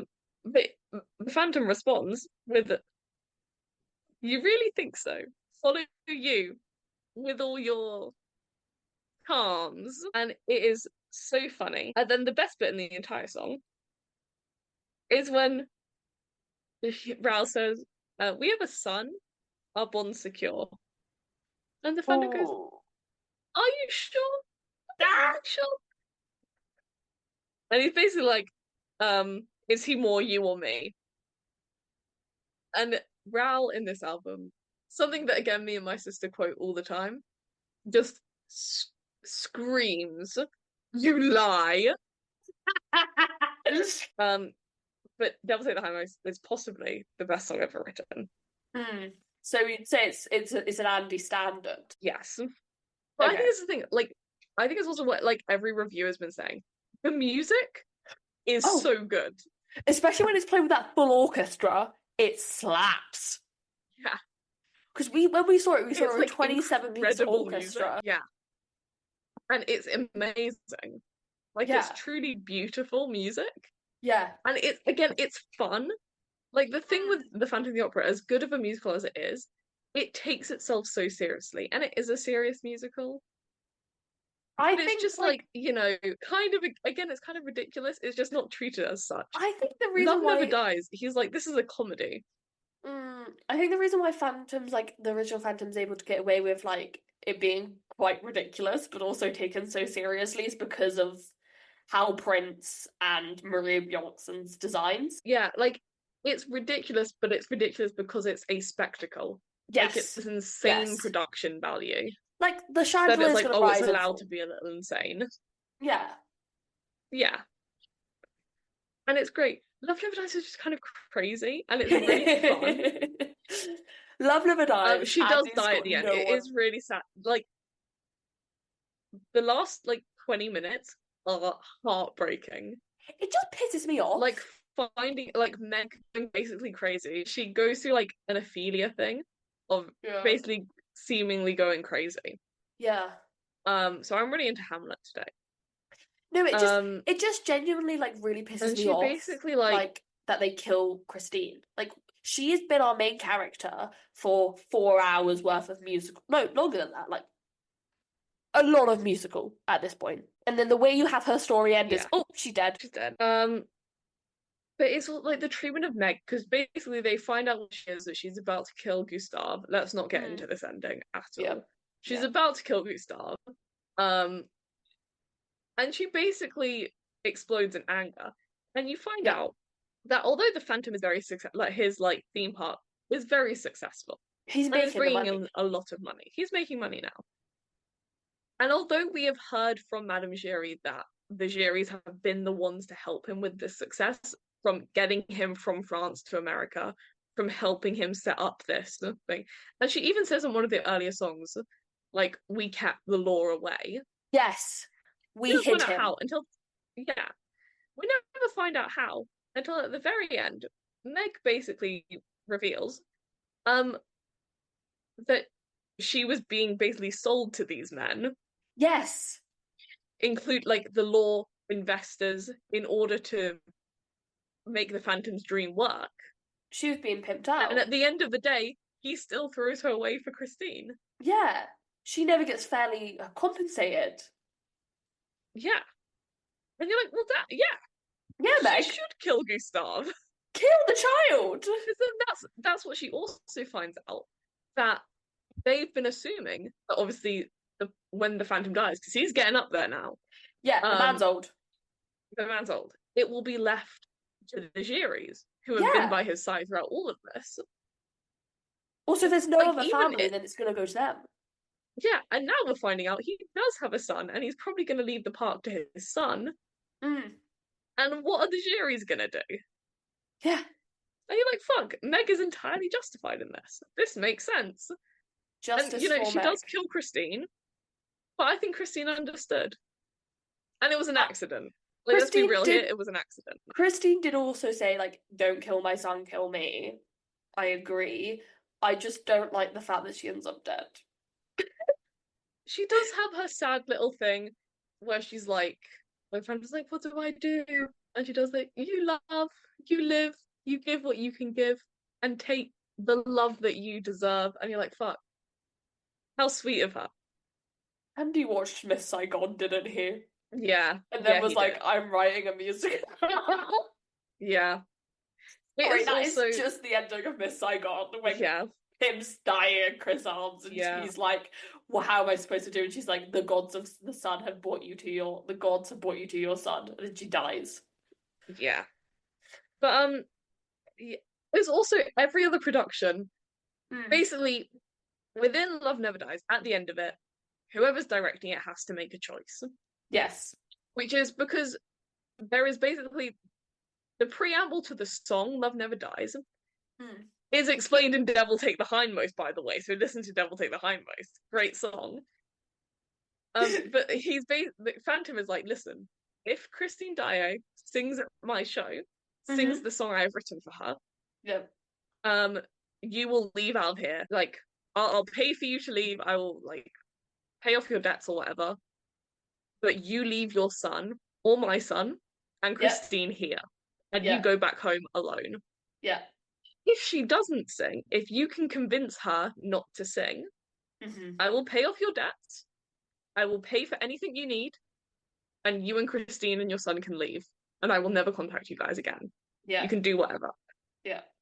And so the premise is she goes up on stage, and that's why there's this kind of awkward pause at the beginning of the song, like before she starts singing. Like the intro comes in, and before she starts singing, there's this pause, and it's her deciding, am I going to sing? Am I not? That whole question. She also doesn't know the stakes. She's not been told the stakes. Again, she's just been told she either can sing or can't sing. Phantom and Raoul are like playing mind games with Christine. Yeah. The craziest part was when we found out that Andrew Lloyd Webber was in one of the boxes. In boxes, yeah, the one that we couldn't see. And they had, in our production, they had the Phantom stand in his box with him. They had Norm Lewis. Norm Lewis, shout out Norm Lewis. Yeah, in Andrew Lloyd Webber's box. And they had them just stood there in the boxes watching. And that was cool staging. Anyways, at the end, when Christine dies. Oh, yes. You get, as a director, you get to make a choice. Which is, are you going with Raoul and Christine or Phantom and Christine? Yeah. And basically the choice is who gets to take her body. Yeah. In most productions, yeah. In most productions that I've seen, Raoul gets her body. Yeah. And then the Phantom gets Gustave. Yeah. But they'll kind of walk off in the same general direction. So it's the implication always is there's going to be some fucked custody arrangement between the Phantom and Raoul over this child. No. Because what claim does Raoul have? That is true. That's not his kid, you know? That's not his kid. But I would like to see that musical. Either, does he, like, who does get... Sometimes the Phantom will walk off with Christine's body and Gustave, and Raoul will kind of sit there looking sad. Sometimes the opposite, the Phantom gets left there. For some reason, in the concert production we saw, they all walked off together. Which made it really look seem like they were gonna co-parent. They were gonna co-parent. Like, it really looked that like was they my were gonna thought of like, this kid. Oh, we're all going to sit around in a happy little commune and raise Gustave. Like, I think it was the Phantom carrying the body, like Norm Lewis carrying Cylinder Schumacher, and then like, Gustave in the middle and Raoul on the other side. They were like holding his hand, like, and because they had the orchestra like either side, they were like they walked up an aisle. Like J.R. Sutherland's like, okay, so they're gonna co-parent this kid. They've got a custody arrangement going right now with a lawyer. It's like, Andy, I need the third musical. Right, the third in the situation. Is Gustave going to turn out to be a psychopath? That's the real question. Or is he going to be normal? You know, let's find out. Shit. Actually, I don't want to know what happens. To I Gustave. really do. I definitely it's the same way I feel about like Tam and Miss Saigon, where I'm like, that child cannot be normal. What the fuck happens next? Yeah. The whole premise of Love Never Dies, and just everything that happens with it, is so ridiculous. So ridiculous. That it's just like the beauty underneath. You listen to it and you're like, oh, this is early 2000s emo rock. Yeah. In the same way that you're like with Phantom, you're like, oh, this is 1980s rock. Yeah. Like, that's why it sounds like that. Love Never Dies is just so crazy that I have so much respect for it. Like, it is batshit, but you have... Like, at the end of the day, it may or may not be a sequel, depending on what day you ask Andy, of The Phantom of the Opera. It is not going to be, like, high theatre. I don't know why people are expecting it to be deep. Yeah. To be fair, though, going back to what we were saying earlier, like, back to the good things, music-wise, Oh, we're like back. from an actual serious standpoint, like not being Yeah. like Love Never Dies is the best thing to ever happen to Phantom of the Opera because it is. But from an actual serious standpoint, in my opinion, and I've said this to Esme many times, so she can zone out for this bit. I'm playing Homescapes. I guess. I need to log back in, man. I've been off it. I've been playing Squad Busters. If anyone plays Squad Busters, I'm really Oh, into Squad Busters I again. was into a game where you ran your own airline for a while. That was fun. Oh my god, dream. Um, I didn't make it to the Concorde yet, but I need to log back in. but yeah, on it, part of what makes the music of Love Never Dies so good Mm. is its references to Phantom. Like, there's this specific Yes. bit that I always bring up, and I'm sure Esme knows what this is. Yeah. When Christine finds out, right before she's about to sing Love Never Dies, she finds out essentially that there is something going on, Mm. balancing on whether or not she sings. Yeah. Because Raoul comes into her dressing room and is like, Christine, don't sing. Like, Yeah. leave with me right now. Let's go home. Let's leave. But then immediately after, the Phantom comes in and says, Christine, you have to sing. Like, you need to sing.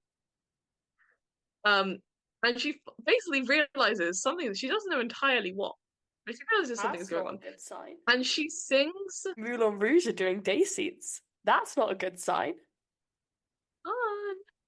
on. I'm still not seeing it. Anyway, sorry, love it, guys. I'll sing. Um, she sings "Twisted Every Way" from the Yes! I love the music of Twisted Every Way. I listen to that by yeah, itself often. like only little. Like she's not singing the whole thing. Like she doesn't sing the "Am I to give my life to win a chance to live." She doesn't Yes. sing that because that's not in the context. I But think she she should sings. because I love that part of pit music. It's in. I know exactly what song it's in. Like it's in before the performance. The song Mm. from Love Never Dies. I can find the actual lines she sings. I will say if you are listening to the 2018 album, the kid is Australian, but he is doing a British accent, and God bless him, he's trying his best. Again, this child is canonically from France. I don't know why he has to do a British accent. It's crazy. Um, It's like the lamest thing of they all do Cockney accents even though they're French. yeah. She sings "Twisted Every Way, What Answer Can I Give?" A little bit of music. And then I know I can't refuse, and yet I wish I could. Oh God. Yeah. And then, my God, he sings it. Christine, Christine, don't think that I don't care, that every hope and every prayer rests on you now. Yeah. And then it goes into Love Never Dies. Oh, It's like, that is beautiful. I do remember feeling quite locked in once we hit that part of like Yeah. the story. Again, Devil takes the hindmost onward, everything ramps up. Like, You basically, do the beginning find of yourself being very invested in the nonsense. You're like, I know this is objectively like nonsensical, but I'm here. it's like, this is the funniest thing I've ever watched. I need to know what happens next. Does not make sense. Sure, yes, I'm invested. Like, I'm on the edge of my seat. But yeah, like I genuinely think that little bit of music at the end of before the performance is possibly like genuinely, I'm saying this genuinely, one of the most beautiful pieces of music Andrew Lloyd Webber has ever written. And it is just twisted every way, but it's in the context of what's happening and in between these two songs and the specific choices to cut lines at certain points. Like the line that she just says, "Oh God," in before the performance is, "Oh God, if I agree, Yeah. what horrors wait for me?" And it's like that line could still work as it is, but to choose just to end it at "Oh God," I'm like, fuck. Everything thing, really is on the line. The thing I realise about Andrew Lloyd Webber is for all the jokes we make about him, he is very capable of writing some outstanding music. Like, Yeah. ignore the weird clunky lyrics, ignore the weird clunky storylines. He is good at writing some goddamned music. I mean, some of that stuff in Sunset Boulevard is very good. Yeah.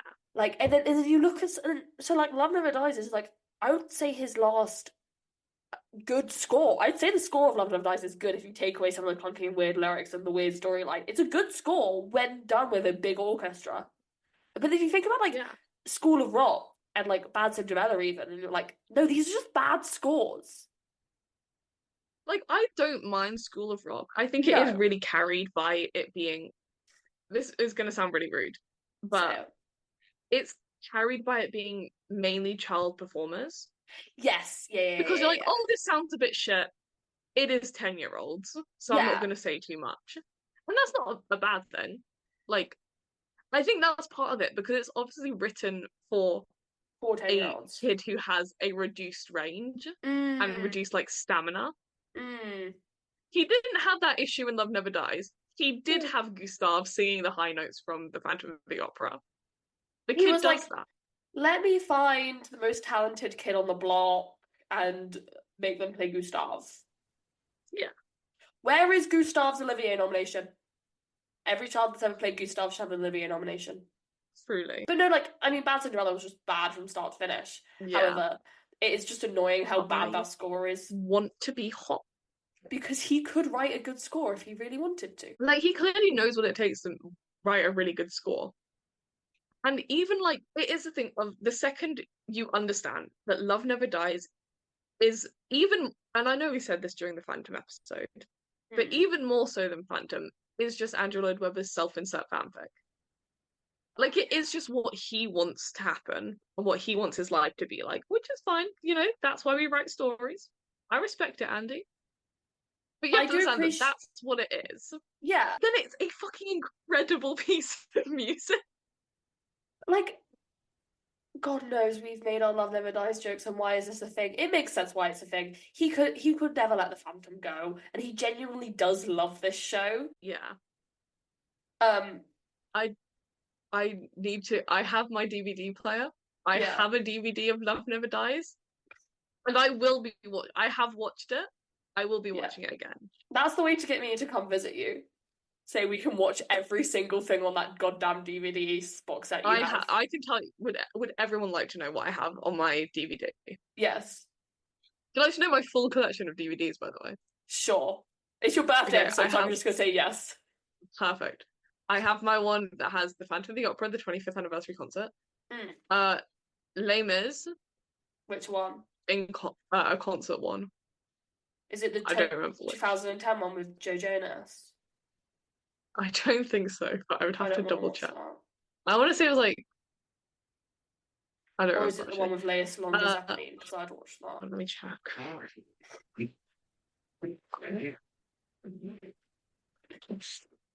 25th anniversary. Yeah, I think that's got a bit Joe Jonas in it. It's the one at the O2. Romaine Caramel and Hadley Fraser's in that. Love those guys. They're also in the Phantom of the Opera one, so Yeah. that's for reference. And then it has Pat, Yeah. Miss Saigon, I would watch that Miss Saigon Joseph. Pro Shot again. I think that Miss Saigon Pro Shot unfortunately Yeah. really fucking slaps. It has Joseph. Yeah. It has Love Never Dies, classic. Yeah. By Jeeves, Yeah. Jesus Christ Superstar, Yeah. and Andrew Lloyd Webber, the Royal Albert Hall celebration. I think we should get drunk and watch them. It's great. The Love Never Dies Pro Shot, incredible. I'm so glad we have a Pro Shot. Mm. Yeah, genuinely, I love Never Dies. It's like bad. Objectively, it's bad. Yeah. But it's bad in such a fun way that I'm like, this slaps. This unfortunately is amazing. Like again, music-wise, all of the references and callbacks to the Phantom of the Opera are incredible. They make for such a like compelling musical narrative Mm. of you're like sat there, even if you cannot follow what's going on because it's insane, Mm-hmm. you're like, oh, they're singing like this melody, which is a reference to this. Like the amount of times you'll hear the Christine, Christine, like that bit, like Mega's saying that shit all the time. Oh, that's all that Meg says. Yeah. Well, she says some other important stuff. But it's just they have a ton of like musical references. And that's really fun because you just be like, oh, well, I know what this is in the Phantom of the Opera. It must mean the same thing here. And it does. Mm. Mm. However, storyline wise, the fact that it is a Phantom of the Opera sequel is purely what's holding it back. Yeah. I wonder, like, because also that's my other thing of if Andy had gone, oh, Coney Island's an interesting setting for a musical. I'm more interested about that aspect of it than making it tied to Phantom of the Opera. Why don't I just make it about the outcasts at Coney Island and their interpersonal drama? Yeah, like I think obviously theoretically, it being a continuational sequel of the Phantom of the Opera, depending on the day, adds a level of like, what's the word? I almost Like want to say camp. stakes, kind of, but like storyline wise, Yeah, no. a level. What is the like danger? We know there's a Like there is precedent for more to danger. lose. Yes. Yeah, We know people and can it's die in this because universe. you could so easy have the exact same storyline of this guy is now very successful, Mm. but he lost out on the love of his life years ago. Mm. So he hatches a plan to get his ex to come and visit him and try to convince her to fall back in love with him, even though Mm. she is married. Mm. But then it's this whole intrigue of, oh wait, like these two guys have beef, like her current boyfriend and her ex. Whose kid is it? Like all of that, like her old, like all of this stuff. I don't know if you would need the connection between Meg and Christine. I think it adds a lot to it, I like but the connection you between could Meg just and have them Christine. be. But I think as well, if you don't have that, then it's very much like, oh, here's this young girl this guy has strung along to get her to Mm. work for him, to get her to do everything for him because she's in love with him. He does not care about her. She has no connection to anyone else in the world, just this Yeah. guy, and he's going to throw her away the second he gets his ex back. Like, that's a Yeah. pretty compelling story. That's a fun story. And your main Mm. character would more likely be Meg's character, which is, I think, why they didn't do it. That being Mm. said, I don't think it makes sense to forego the musicality of linking it to the Phantom of the Opera in Mm-hmm. order for a better storyline. Okay. So you'd rather have the fun references and Because, callbacks than a good story. yes, because ultimately, like, it's fun. Yeah. Like, if you think, because they like the beauty underneath, Mm. if this were not a Phantom of the Opera sequel or continuation, Mm. depending on the day, that song would have to be cut. Yeah. Because the whole premise of it is him realizing it's his son because there is this connection to this music that exists in a different musical that he Mm-hmm. is aware of, and therefore he must also be aware of the darkness. But what if he actually isn't, and actually he's too like, Yeah. it is so intrinsically this is a Phantom of the Opera sequel, by the way, that it Yeah, would yeah, have to be yeah. cut. And I Uh-huh. think purely just for how fun the beauty underneath is, Yeah. I was like, I want that to stay in. Uh-huh. Same with something like Dear Old Friend. Dear old friend, I do enjoy. The idea, like, it's such a fun song. It's really sets the scene. It also sets that this isn't the most serious musical ever. Like, it is very much, It could be its own thing and would probably be a better musical, but it's fun that there's the callbacks to Phantom. yeah. Like, I just don't think it's, like, ultimately, even if it was an original musical and so could kind of forego the issue of being like, this is kind of a shit continuation of Phantom, it still wouldn't be an outstanding musical. No. It might Like, be it a would bit still, better. I think it would be better, but I think it would still have Issues. a ton of plot holes, and I think the music, wouldn't be able to like Sustain carry it. it as much as it currently does. Yeah. Yeah, I know what you're saying. So I just think it's not worth it to try and make it. I like that it's kind of shit, but it's It's a also fun like reference to like Phantom. the thing with the Love Never Dies, which I've come to appreciate, is the fact that Phantom's a big enough musical so the everyday person knows it. And so sometimes people will be joking who don't know a lot about musicals and will go, haha, isn't it funny that musicals don't have sequels like Phantom of the Opera too? And people are like, well, actually. Well, there actually is Phantom of the There Opera too. actually There's is also Phantom of the Annie Opera too. too. There's also Annie too. Both of which Theodore FDR's involved in. Yeah, Um, that's not Theodore is not FDR for reference. so almost that my brain has gone to shit. FDR is 30s, which is why he's in Annie. Yeah, because he's in the New Deal, and then Theodore Teddy Roosevelt, Roosevelt Teddy Roosevelt is is in a little bit Newsies earlier. because he's in Yeah. Newsies. Um, let's talk about Andrew Weber's obsession with the Hammersteins. It's crazy. He's fucking obsessed. So like you've read this in his book, because I've read him talk about this Yeah. a lot, so I'm guessing he talks about it a lot in his book. He is endlessly inspired by Rogers and Hammerstein. He like worships the ground that they walk on, to the point where we thought that the Oscar Hammerstein that he was talking about in Love Never Dies was just Andy or more of his I would die for the Hammersteins bullshit. Um, and then I found out no, it goes deeper than that. It's his grandfather Isn't that they're on about. What has just happened? Stephanie Mills' last performance as Hermes, 20th. October 20th. Yeah. October 22nd, Lilius White returns Oh, that's cool. as Hermes until January 12th. I don't know why that was like a. That's cool. Yeah. I feel like I know I'm definitely making up. It feels like Stephanie Mills just started as Hermes. Stephanie Mills was always meant to be like a short run though. It literally feels I was like, oh, she started like last week. I think she started around August, like last early August. I feel like it must be. Because But then it that just also genuinely feels like she's been it for like a week. because I know she postponed a week because she was sick. Because then the way that I'm really the way that they're lining this up is to have a massive cast overhaul in January. Mm, Because it's when if Lilius White sticks to those dates, she'll leave. Maya Rafiko will leave. Jordan Fisher will leave. Alison Russell will leave. I think that's when she's scheduled to.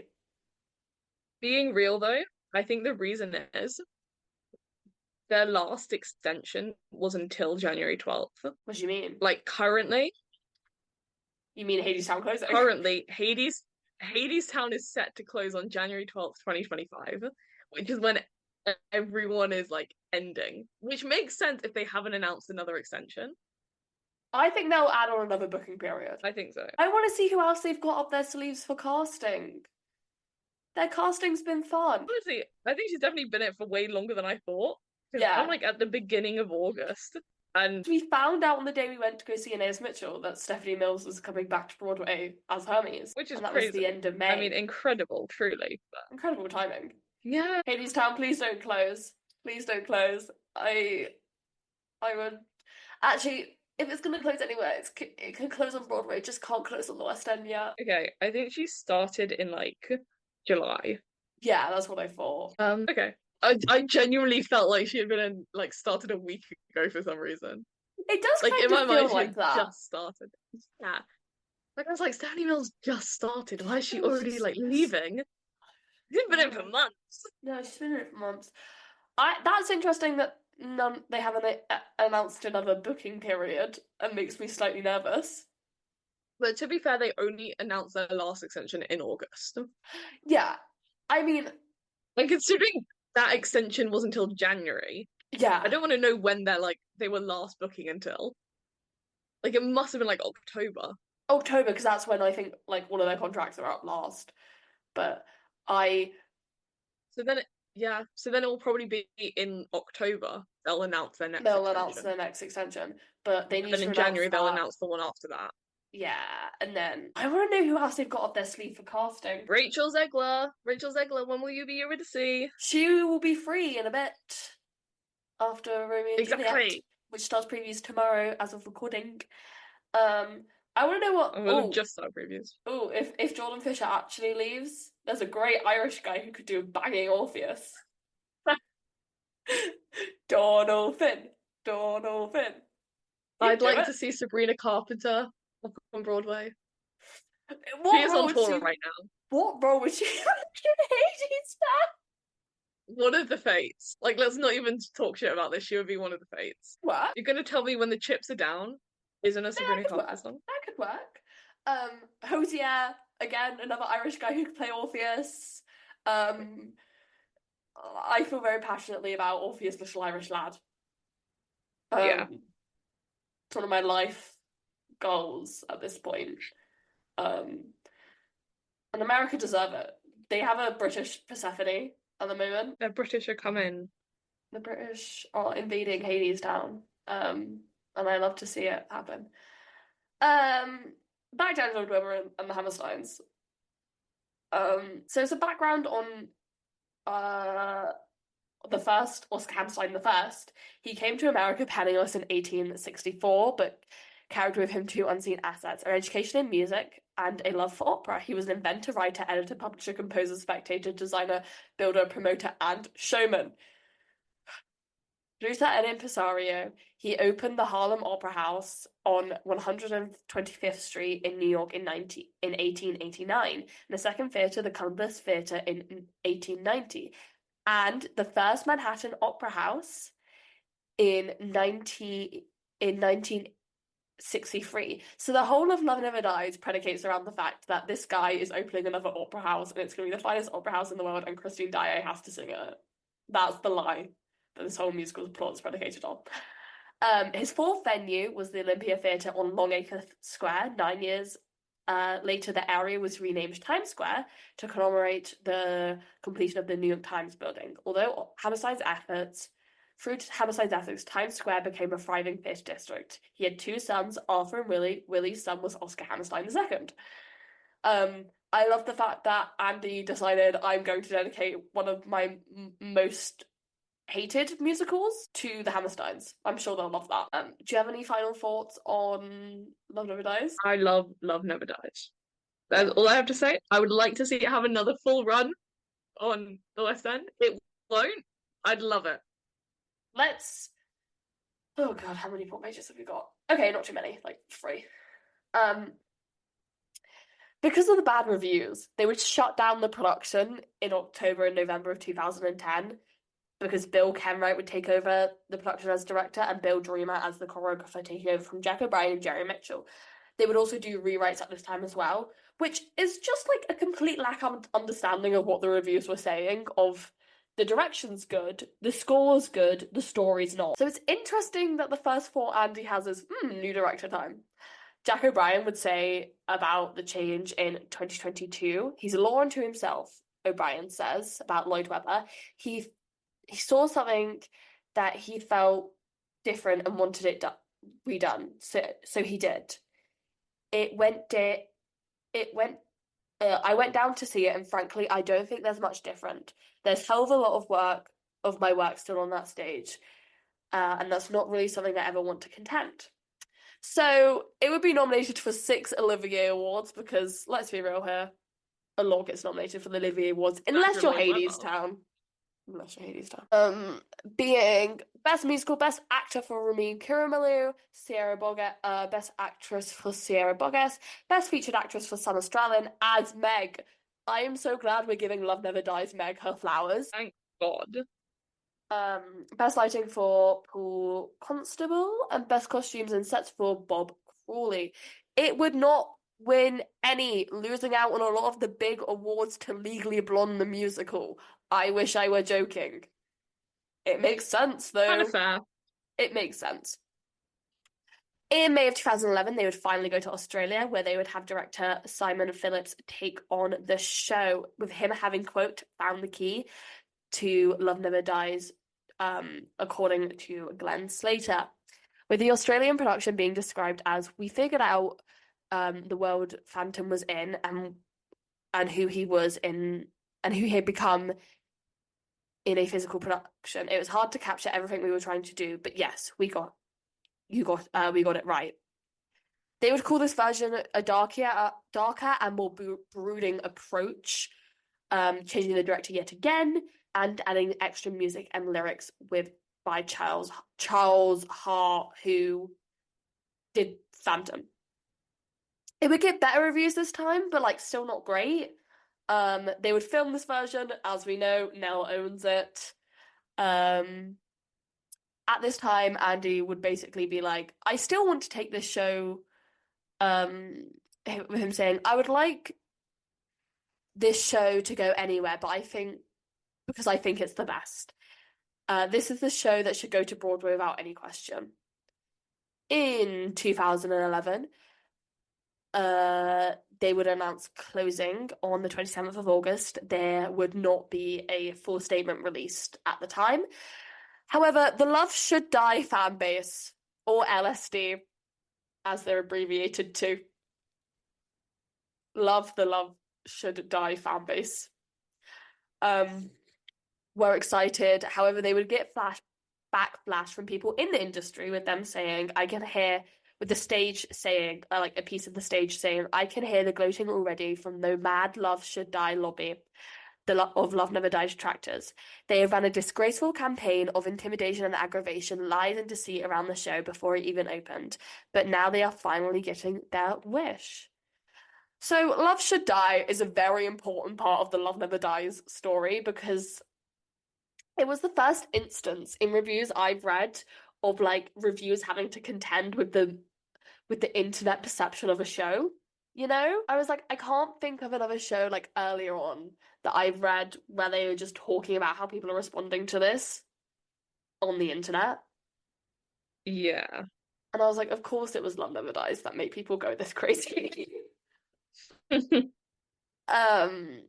their mission statement saying, we feel strongly that Andrew Lloyd Webber's latest musical, Love Never Dies, is a completely misguided, vague, venture, that is a detractment to the story of the original Phantom of the Opera novel and musical of the same name. Virtually nothing about the show strikes us as logical. Virtually everything about the show strikes us as illogical, irrational, offensive, and frankly stupid. Andrew Lloyd Webber would actually have like a very normal response to them, saying if anyone had access to the internet when we had if anyone with access to the internet had seen the first preview of Cats, I think we would have closed. With him saying musical theatre history is littered with bad review of now classic pieces. Which I think is pretty sane for his responses to people not liking his show. New York City Centre cast announcement. For what? You're in town. And Esme, you're gonna love this. No, I don't want to. Jordan Fisher as Bobby Strong. February 5th to 16th. Oh, that's a good cast. It is a fucking incredible cast. Karen Killam, Keela Settle. I always say her name. Yeah. Keela Settle. And Stephanie Styles. Ooh, that's gonna show. Irish Orpheus on Broadway. I feel very passionately about this. Actually, like, I genuinely cannot tell if they're gonna extend it again or not. What, Hadestown? Like, surely they are. Yeah, Hadestown. Obviously, you're talking about Hadestown. Surely they are. It would be what, 6 years? Would they be nearing 6 years on Broadway at that point?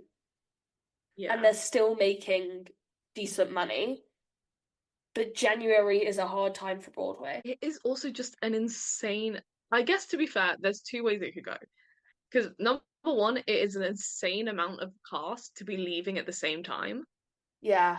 And we know that a lot of them are leaving. Like, Jordan Fisher is definitely leaving. Jordan Fisher is leaving. Although he stayed a lot longer than any of us thought he would. Yeah. And there are definitely some who haven't announced anything new. So they could be. Maya Rafiko, I fear, is leaving. Yeah. I could see them getting Lola Tongue back. That's the thing. One, it is an insane amount of people to be leaving at the same time, and we know at this point for a fact that they are leaving. That doesn't bode well. On the other hand, January is a really tough time for shows. And if they could get in a brand new, all like stunt casted cast for like January 15th, that would be pretty good for them. The grosses when Lola Tongue was in the show were crazy for January. Yeah. And I hate that I know this. Summer I Turn Pretty should be done filming then. They could bring her back. So they could bring her back and have Donalfin as Orpheus, and then someone could pay for me to fly out and see it. I'm excited to see what Hadestown does, unless they're closing, in which case I'll be sad. I'll cry if Hadestown closes on the West End. I'm kind of fine with the US closing right now. Just don't take it away from me in the West End, please. Just leave it on the West End for a bit. Okay, oh, they could get Jinx I'm so tired. I really want to go eat. Oh my god, bring her. Get Jinx Monsoon in. That would save your fucking show. She could be. I would watch her play Eurydice. Final Hail Mary for the grosses. Aeneas Mitchell Persephone. Yeah, please. Nell's praying. I I'm think not she even should do praying for it. that. Aeneas Mitchell, please do Persephone on the West End. Fuck Oh! Broadway. Broadway's had 6 years. Broadway can close. Fuck Broadway. Aeneas Mitchell, Please, please, please. please. Anyway, do you want to see the merch for Love Should Die? Sure. They still have this up. I don't know if you can actually like still buy it, but it's still there if you care. Um, you can have a mug that says "Phantom needs no sequel. Phantom Love needs should no die." sequel. You can have a T-shirt. You can have some tissue paper that said "Love should die." I fucking love the tissue paper. They would finally make their US premiere in 2017 in a national tour. Um, during which there'd be whispers of a Broadway run, with Michael Riedel saying that he was hearing reports of a planned Broadway run. In the Hollywood Reporter, they would say that about it of a transfer. Will it continue on Broadway? Chatter is that's the plan. Should it? Well, there are merits points for the earnestness and devotion to the project. Love Never Dies could be signing a lease in New York right now. Whilst the musical isn't overwhelmingly compelling, it does still have some Broadway requisites. Characters we know, lavish orchestrations, obsessive love, spot-on performances, and one of the most glorious costumes and sets to ever hit the stage. The US tour would sell well, with them saying we've got 8 shows on the road right now, and Love Never Dies is outselling them all. Randy Buck, CEO of Taroka Entertainment, the touring musical producer of with road versions of An American in Paris and On Your Feet among its stable. Love is doing well. In fact, Buck's corpse for bigger dreams for the show. Broadway is certainly a possibility. We're looking at the end of next year. We think we could come in with a limited engagement scenario, but we'll see. That's still up in the air. Even if the newfound buzz abroad, Love Never Dies is still carried with a whiff of disappointment, or at least it did for the US network of regional tour presenters. Challenge was never to convince the ticket buying public. The challenge was to trying to get the presenters to come around to it. Now the presenters have programmed it, they seem to be having no regrets. There is no comparison to the Phantom, is still king of the road, says Gina Verminci, executive producer of the Cleveland Playhouse Square, where Love Never Dies raked in $3.4 million during its 3-week run. That is crazy money. Probably more money than made on the West End. Yeah, because on the West End it cost 11 million to run, and probably lost a lot of that, which 11 million is like a shitload of money for a West End show. Like, as we were discussing, is a lot cheaper to run stuff on the West End. And Hello Dolly, which had the Palladium at its highest grossing moment, was like highest grossing single week was like 1.3 million, and Palladium's fucking massive. So that's that.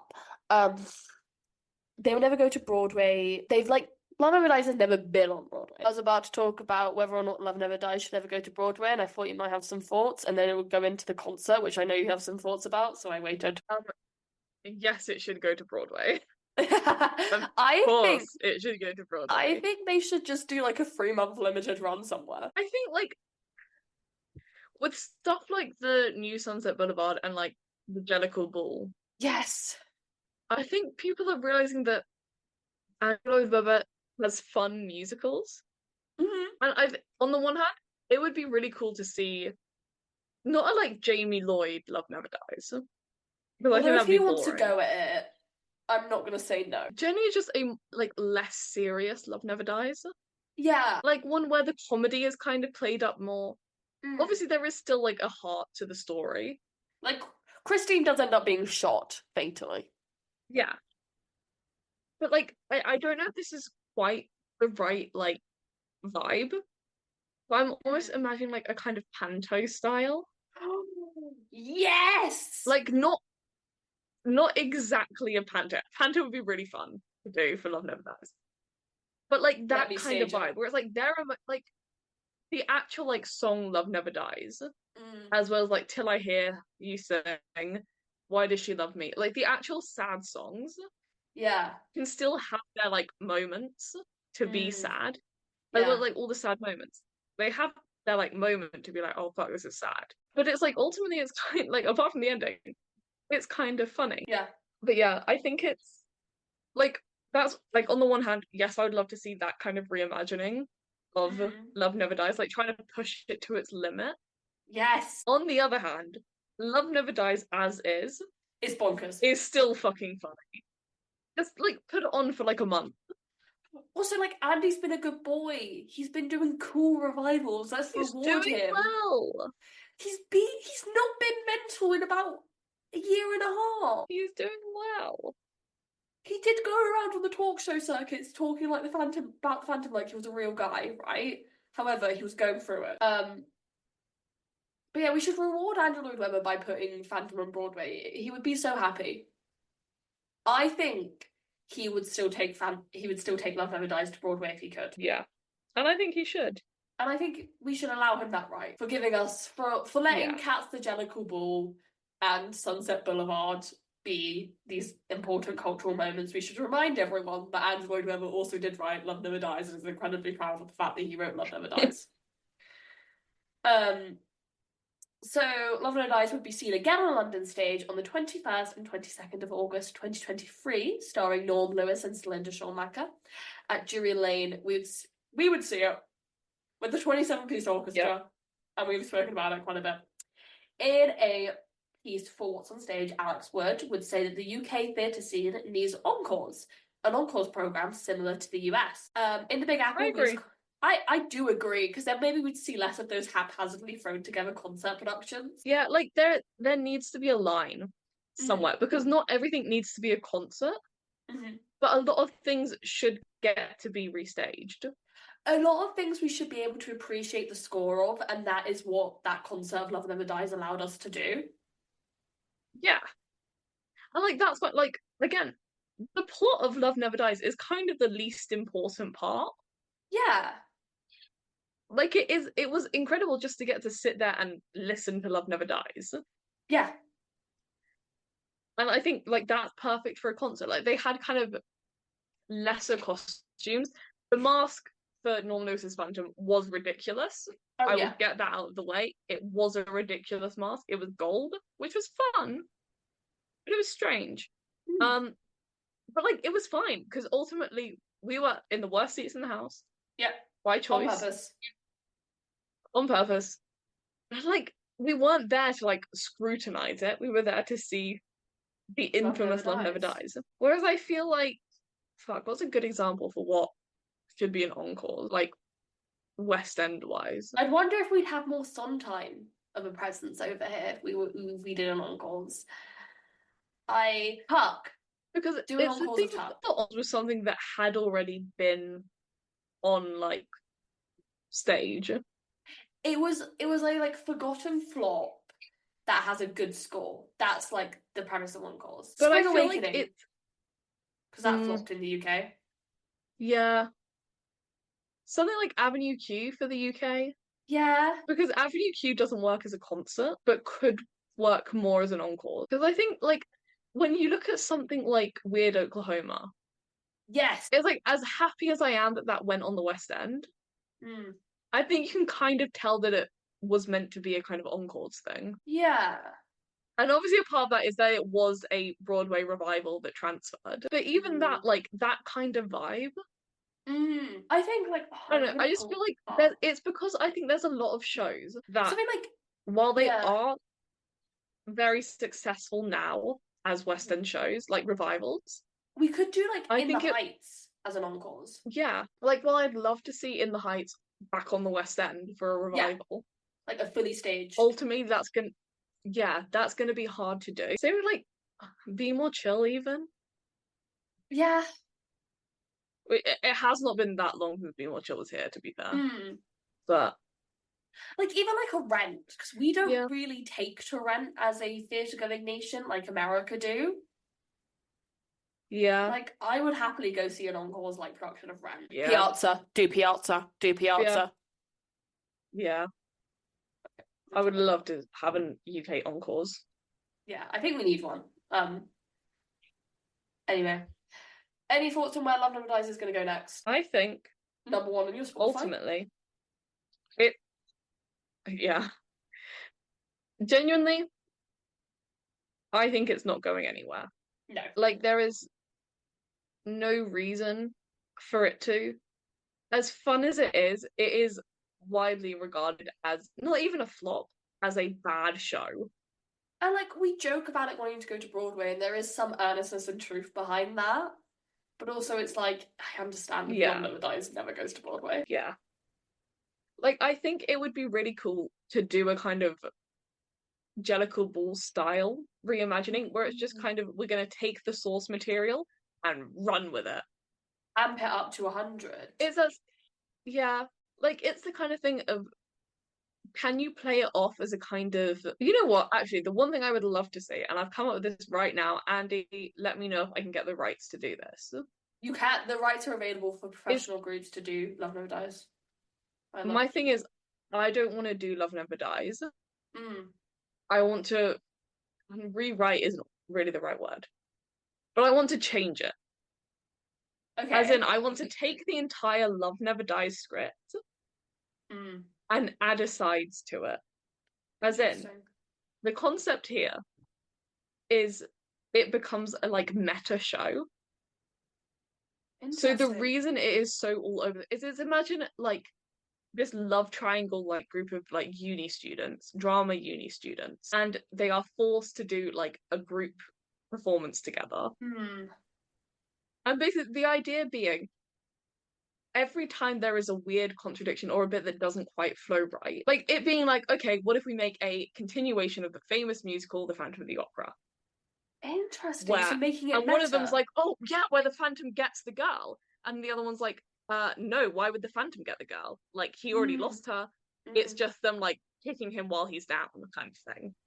Mm. Like this, like genuinely, and you've realized throughout that oh, they are projecting themselves onto these characters. Like they've just gone through a breakup, one of them's still in love, Mm. and then the idea at the end being when Christine gets shot, if you could write it the right way Yeah. it just ends there. Like you don't get an outro, you don't get the end bit of them walking off, You don't have to make a decision about or like even her what little they song do. of like, yeah, like you don't even get her little song of here's what you do now that I'm dead. Like you love, you live, all of that. She just Yeah. dies, and it Yeah. ends. And your question is, oh fuck, did they just kill Christine, or did they, after all of the fighting in creating this show, kill the Yeah. actress playing Christine? Uh-huh. Because I think that could be fun as this kind of meta, like, oh, why do we let our own like relationships influence our art so much? Like, why did Andrew Lloyd Webber write an entire sequel to The Phantom of the Opera, Mm. which you can very clearly see is based around his own experiences where he sees himself as the Phantom? Interesting. Like, I think it's very meta and it's very like pretentious, Yeah. But it's Love Never Dies.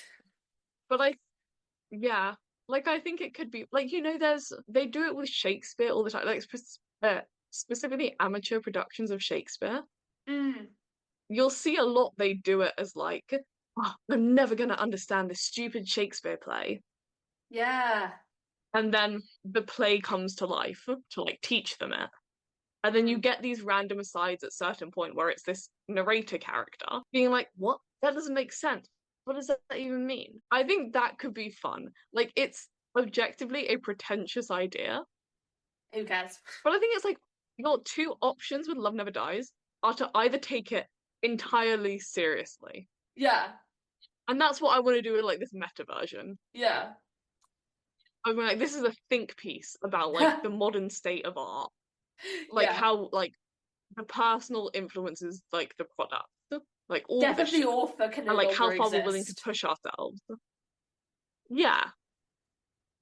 And like, fiction influences reality. Are you killing a character or are you killing the person behind the character? Exactly. That could be interesting. All of that stuff. I think that's a really fun way to take it, like playing it entirely seriously. Or you do it as this is the sequel to The Phantom of the Opera. Mm-hmm. It is batshit insane. Yep. And somehow we have to pretend like that's normal. And we're gonna do it dead ass, so you find it funny. Yeah.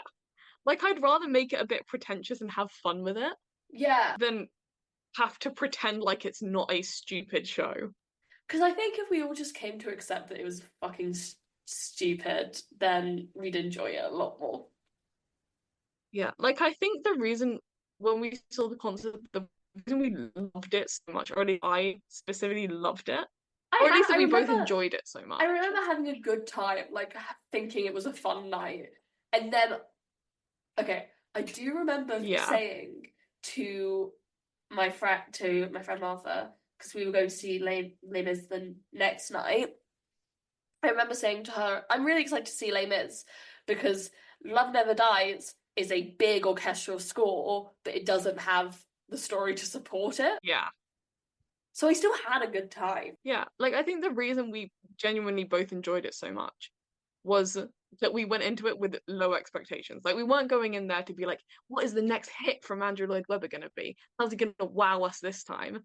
We know the Because we man. already knew like the precedent for Love Never Dies. Yeah. So we went in being like, this is going to be kind of shit. Yeah. Let's just have fun. And we did. Yeah. And I think that's how more theatre, like more bad theatre should be enjoyed. Guys, I think we all need to stop thinking too much about it. Sometimes it's fun to sit around and think about our little think pieces about certain musicals, but then you also just need to know when the musical's like, okay, I know that this is intuitively good, and if I think too much about it, then it won't be, so I'm just gonna not. Yeah. Anyways, um, that's Love Never Dies. That's Love Never Dies. Next week, Iconic flop. who's scared for next week's episode? Me! Not me, because I don't have to do the research. I was talking, this is the second biggest Broadway flop in history. And believe it or not, guys, the reason why we're not doing the first biggest Broadway flop in history is because me and Nell discussed doing Spider-Man. We're doing Carrie next week. We've discussed doing Spider-Man. And I said I would need 3 weeks off to prepare for Spider-Man. Whereas Carrie, it was all in the 80s, so it's not littered across the internet for me to find. There were other reasons we didn't do Spider-Man. I also based on think Esme's personal vendettas. No, I also think it's a Tina Fey skit. Okay? For real. You can look this up on the internet because I had to look it up to make sure I wasn't hallucinating it. You know Titus Andromedon? He auditions for a show called Spider-Man 2, Too Many Spider-Men, and they are just like he's belting and they're all flat, they're all like falling to the ground. Oh, I actually do remember watching this. And so now whenever I think about Spider-Man Tunnel of the Dark, that's all I can think about. So I'll be reading like how some people got like if I were to research it, which I haven't, I'd be reading how like some people got some like seriously injured, and that would all I'd be able to think about. Yeah. I also don't care. I would be so fucking for real. Whereas Carrie interests me. Carrie's fun. And You've done Carrie. I've done parts of Carrie and I've seen Carrie, so I know a lot about it. Yeah. We will be primarily talking about the 2012 version because that's the version I think the two of us are most familiar with, like score-wise and like text-wise, rather than the colossal train wreck that was the 70s, that was the 80s version. I think it would be impossible to do Carrie without at least mentioning it. We're going to do like a quick history. There will be some form of, in the 80s, they did Carrie. In the 80s, it really wasn't good. In the 80s, the RSC did this version of Carrie. They were dressed as Greek gods and on roller skates. Why didn't this work? After this, the RSC would not do another musical until Matilda. Yeah. In 2011. 2011, because they were broke. Love you, RSC. Send us to go see your Hamlet. Anyway, see you guys next week for Carrie. Bye. Bye-bye.